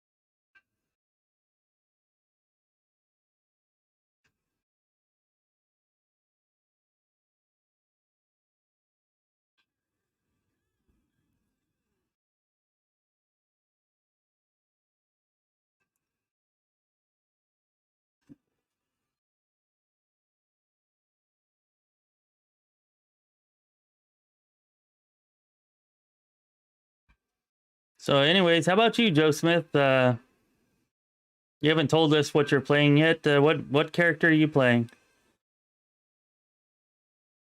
What class? What mythic path? If you don't mind sharing. It's always good to know what people are trying to play so I can plan future videos and whatnot.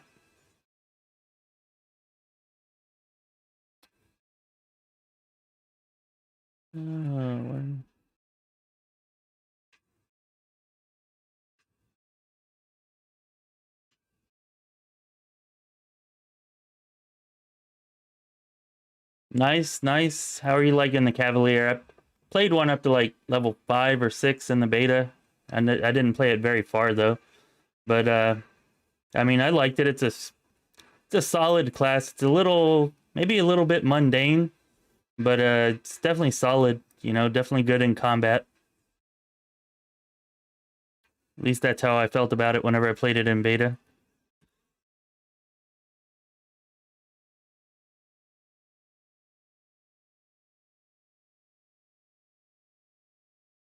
Although I didn't play the banner subclass. I played the what was it, Gendarm or Gendarmi, however you pronounce that, was the archetype that I played whenever I did that.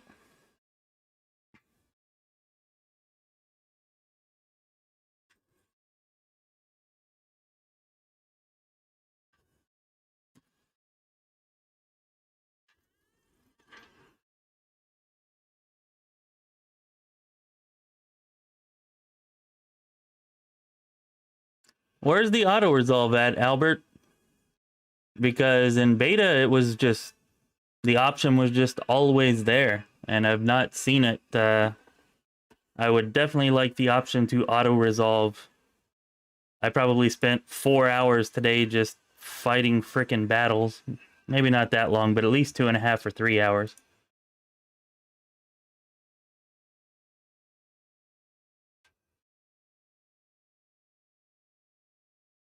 There's a setting cog. Where's the setting cog at?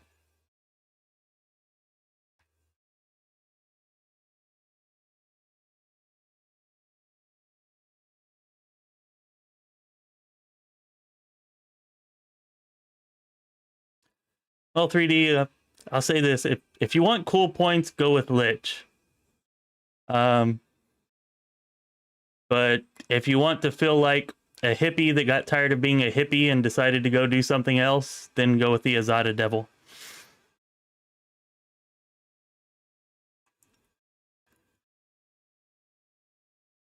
I mean, I haven't actually gotten to the devil part of the Azada Devil, but that's how I feel about it so far, having played the Azada part of it, almost into Act 4.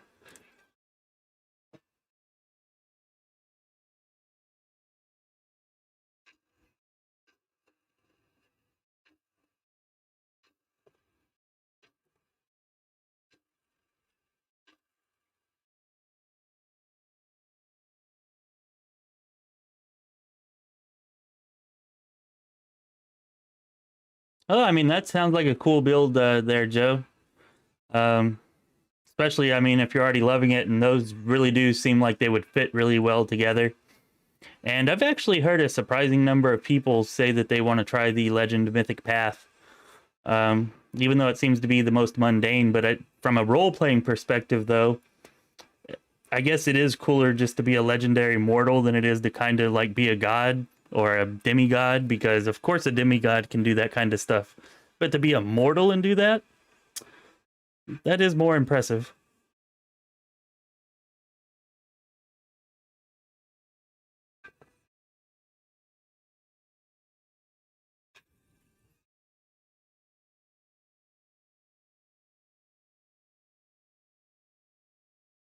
Let's see if they're Kimmel.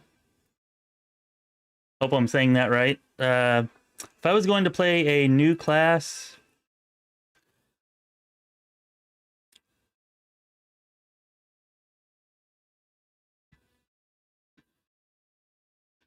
I don't know. I think that my next class would probably have to be.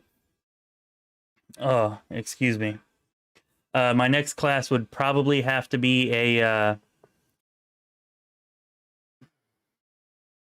I don't know. It's hard to say. Maybe a monk, Aeon monk, or maybe a war priest angel. No, probably Aeon. Definitely something with the Aeon, because I do want to see what happens with that mythic path. It's pretty interesting, the writing for it. And I've kind of got a save going with my current character right at the end of Act 2 that I can pick up and just start at the end of Act 2 as a Lich. So I'm going to keep the same character that I'm using now for my Lich playthrough too. So I won't be changing for that one.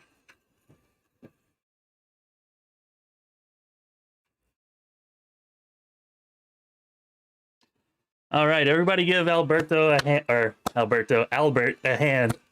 I haven't seen it yet, but it does seem to be confirmed that it's there. So you are the hero of the night, good sir, because that is an awesome bit of information to have.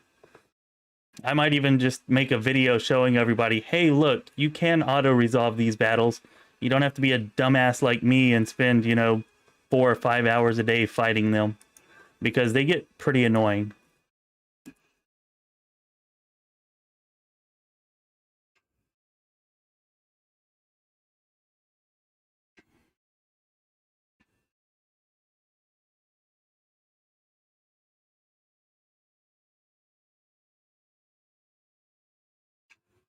You may be right about that 3D, and I'm actually starting to think that that makes more sense. Because I'm sure a lot of you know Mortal, probably watch his channel, and he played through as the Aeon with his early release copy, and he was saying that that he thought it should be the same for the Azada and the Aeon, but I wanted to, turning into a devil, but I wanted to see if that was true or not. And according to his description of turning from an Aeon to a devil, I should have already been visited by a devil already, and I've not seen that. That hasn't happened. So I think maybe at some point, instead of that happening as an Azada, I'm just going to get tricked or trapped, or I don't know, something by a devil, because it's definitely not happening the way that Mortem described it happening with the Aeon.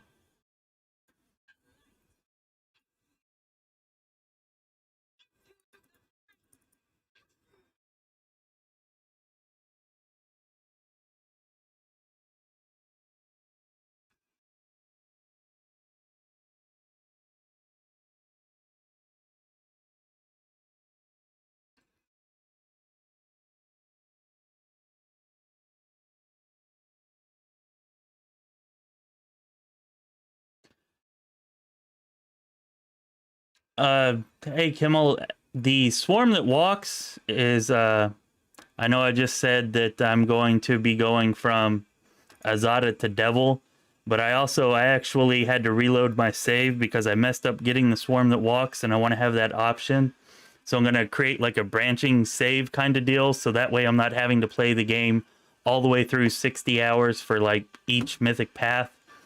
And anyways, whenever I switch to the Devil, I'm also going to have the the swarm that walks mythic path option.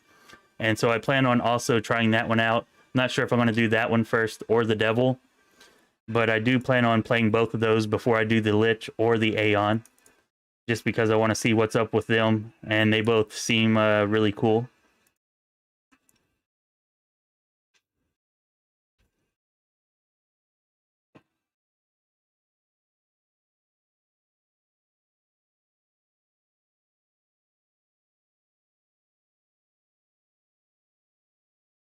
Yeah, Willy Ram, that's what it seems like. Or I don't think it's so much you deciding to take on the whole world by yourself as the entire world just deciding that you're not worth being around or having anything to do with, So, like, I don't think it's you actively being like, I don't want your help. Although I haven't done it, so maybe that is what it's like. I will hopefully be finding out soon.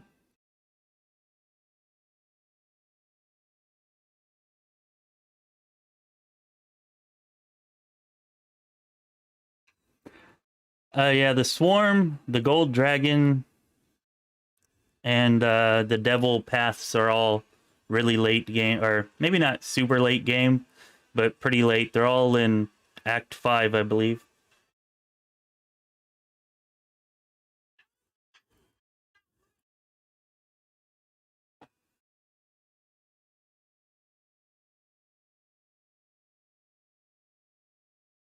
Yeah, Kimmel, especially because I want to try to make videos on all of this stuff. Like, I've actually, at like every major story point, I've been trying to make saves so that I can work off of those, because this is a long game. If I was going to play every single path all the way through, like I just, I don't have that kind of time to put 60 or 70 hours for every path. So I'm hoping that it works out as well as I'm imagining it in my mind.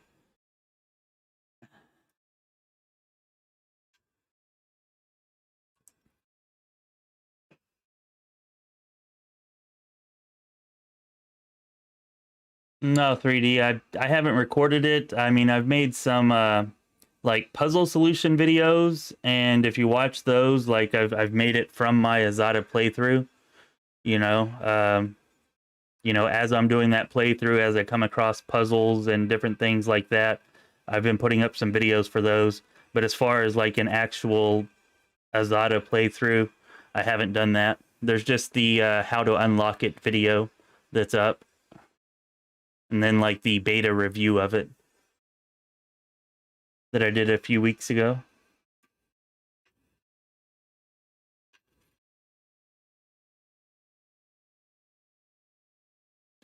Yeah, Woolly Ram, I really was hoping that would be the Lich, because that's kind of how I was role-playing the Lich in my head.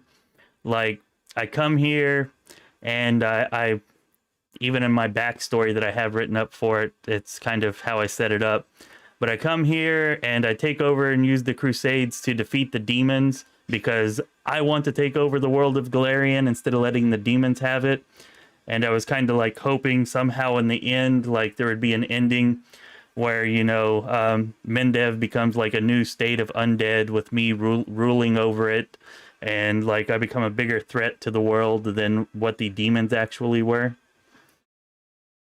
But I have a feeling that maybe the swarm that walks is going to be the mythic path that actually ends up with that ending. So there goes all the headcanon that I had going on.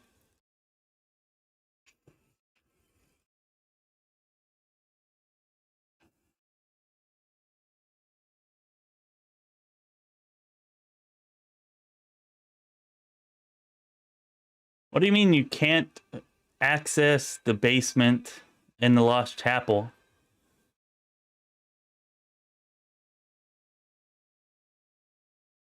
Do you have the wand?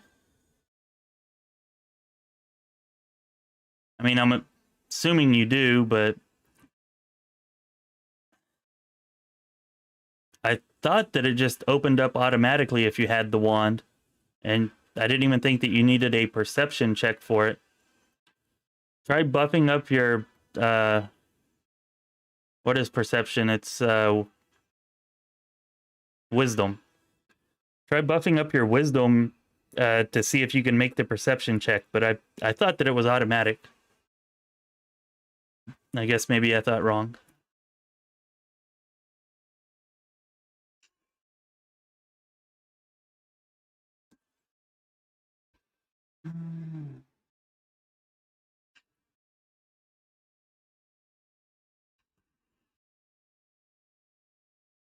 Actually, I have a Lost Chapel save. If y'all wanted, I could, or if you wanted, I could like load that up. Of course, it's probably not going to do much good. If you already know where it's at and it's just not opening for you, it's probably not really going to help.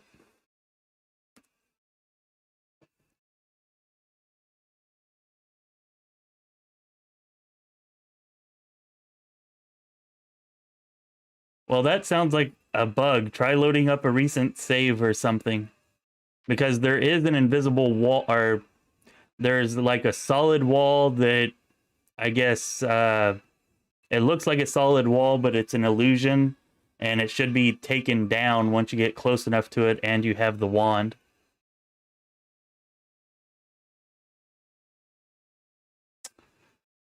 Woolly Realm, you can actually kind of roleplay it either way, or you can try to roleplay it either way, but like in the end, it's pretty much about getting as much power as possible.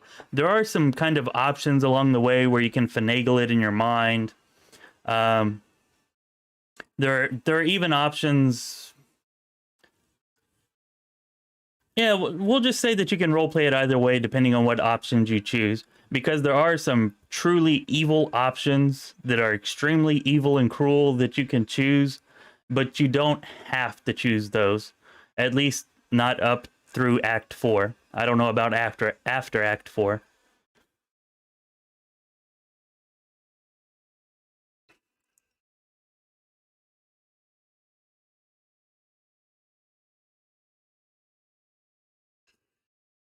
Oh wow, I didn't even realize that the Minotaur, I've been sitting here talking to y'all and I did not even realize that the Minotaur came through. Oh well, it's better for him to sit over there and fight those guards anyways. The freaking Irabeth is so worthless. She will let this Minotaur kill every single one of her soldiers, and she will not move even 1 foot. That Minotaur can kill everybody, and she won't take 1 step forward to swing a sword. God, that's irritating. Or at least it really, really irritated me the first time that I played this. I was like, okay, he's over there close. Like, she's going to come up and help. Nope.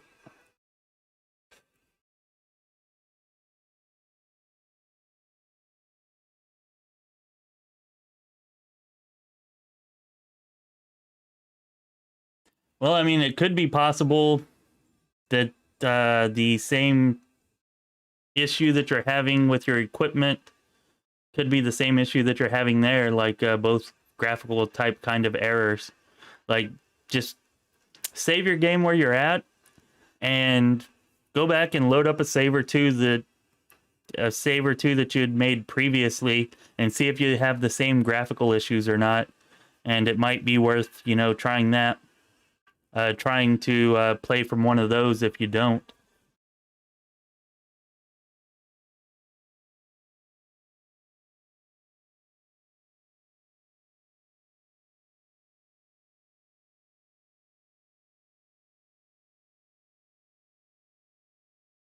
Yeah, that's a good point, 3D. I mean, there could be more than one ending per path, and that would be really awesome. I would freaking love it if the endings you got were not the same for each path on every playthrough. If you could play like a more moderate lich and get an actual different ending than a power hungry lich, like that would be freaking awesome. But the one that I imagine in my head is definitely the power hungry kind.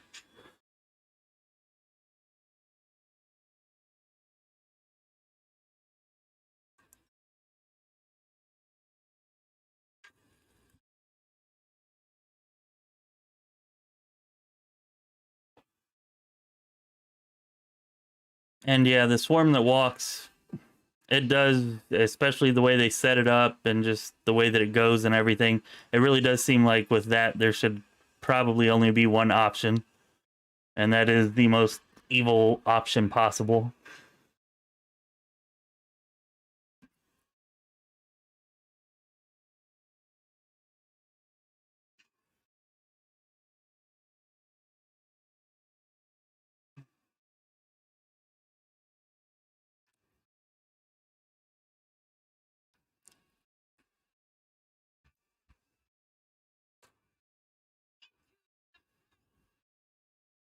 No, we missed.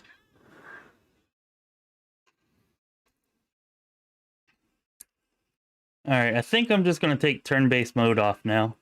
Like, we're past the difficult parts. I don't think I can lose this. Let's just get over here. If you didn't know, the only thing you have to do here is kill the arsonists and kill the minotaurs. The minotaur, and that's it. Like, you don't have to kill anybody else. If all the arsonists are gone and the minotaur is gone, then that's it. It's over.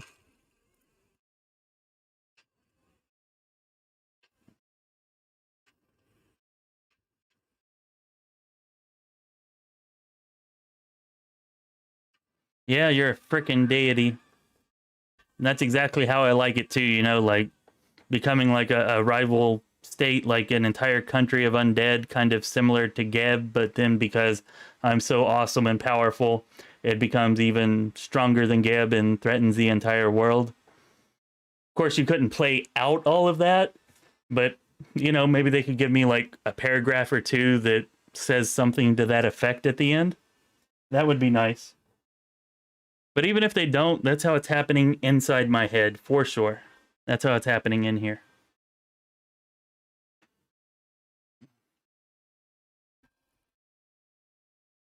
All right, our losses not so bad. There won't be another attack. Congrats on the victory. Get a heavy flail of weakness.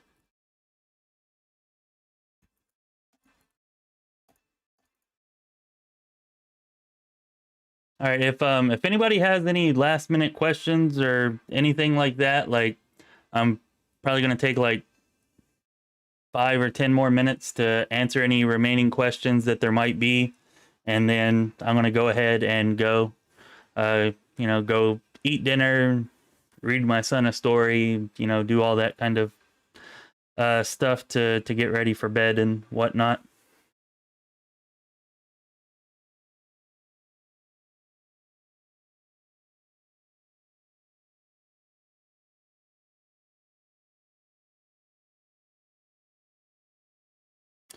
Well, we'll have to see their 3D. I mean, personally, I would prefer it if it actually depended on the choices that you made while you were a lich. Like maybe there is like an ultra evil path where you become like a great threat to the world or blah blah whatever. But I think it would be cool if there was also like a more moderate choice for people who just want to be a lich for whatever reason but don't actually hate all life and want to rule everything. Like it'd be nice if there were more choices there. More choices in any game is always better. More choices, more outcomes, more paths for the story to take or branch into. That's just always better, in my opinion.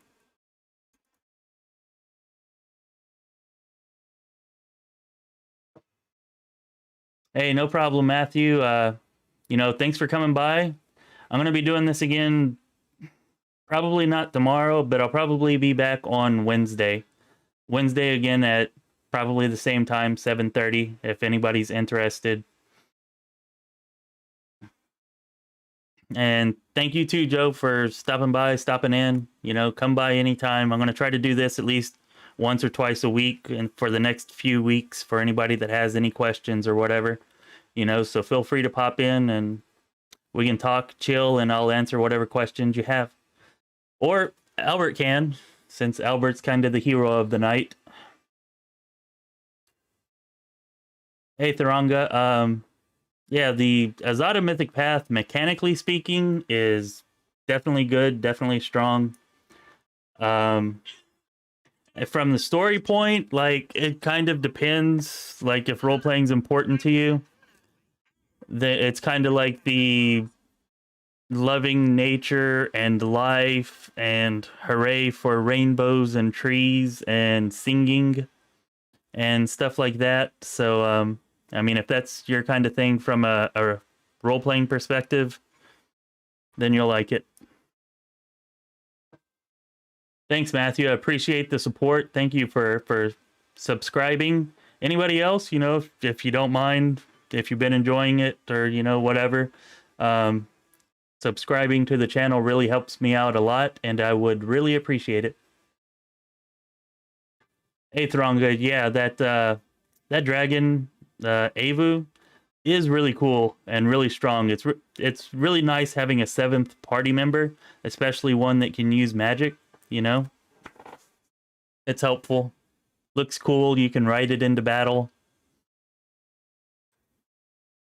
But if you take the gold dragon mythic path, you can actually become a dragon. So if you love dragons, maybe you would rather be a dragon. But then again, Avu's just so damn cute that maybe that's what you want out of it. No problem, Albert. Thanks for coming by. Thanks for the info. Appreciate the help. And hopefully I'll see you on Wednesday. I'll be here either way.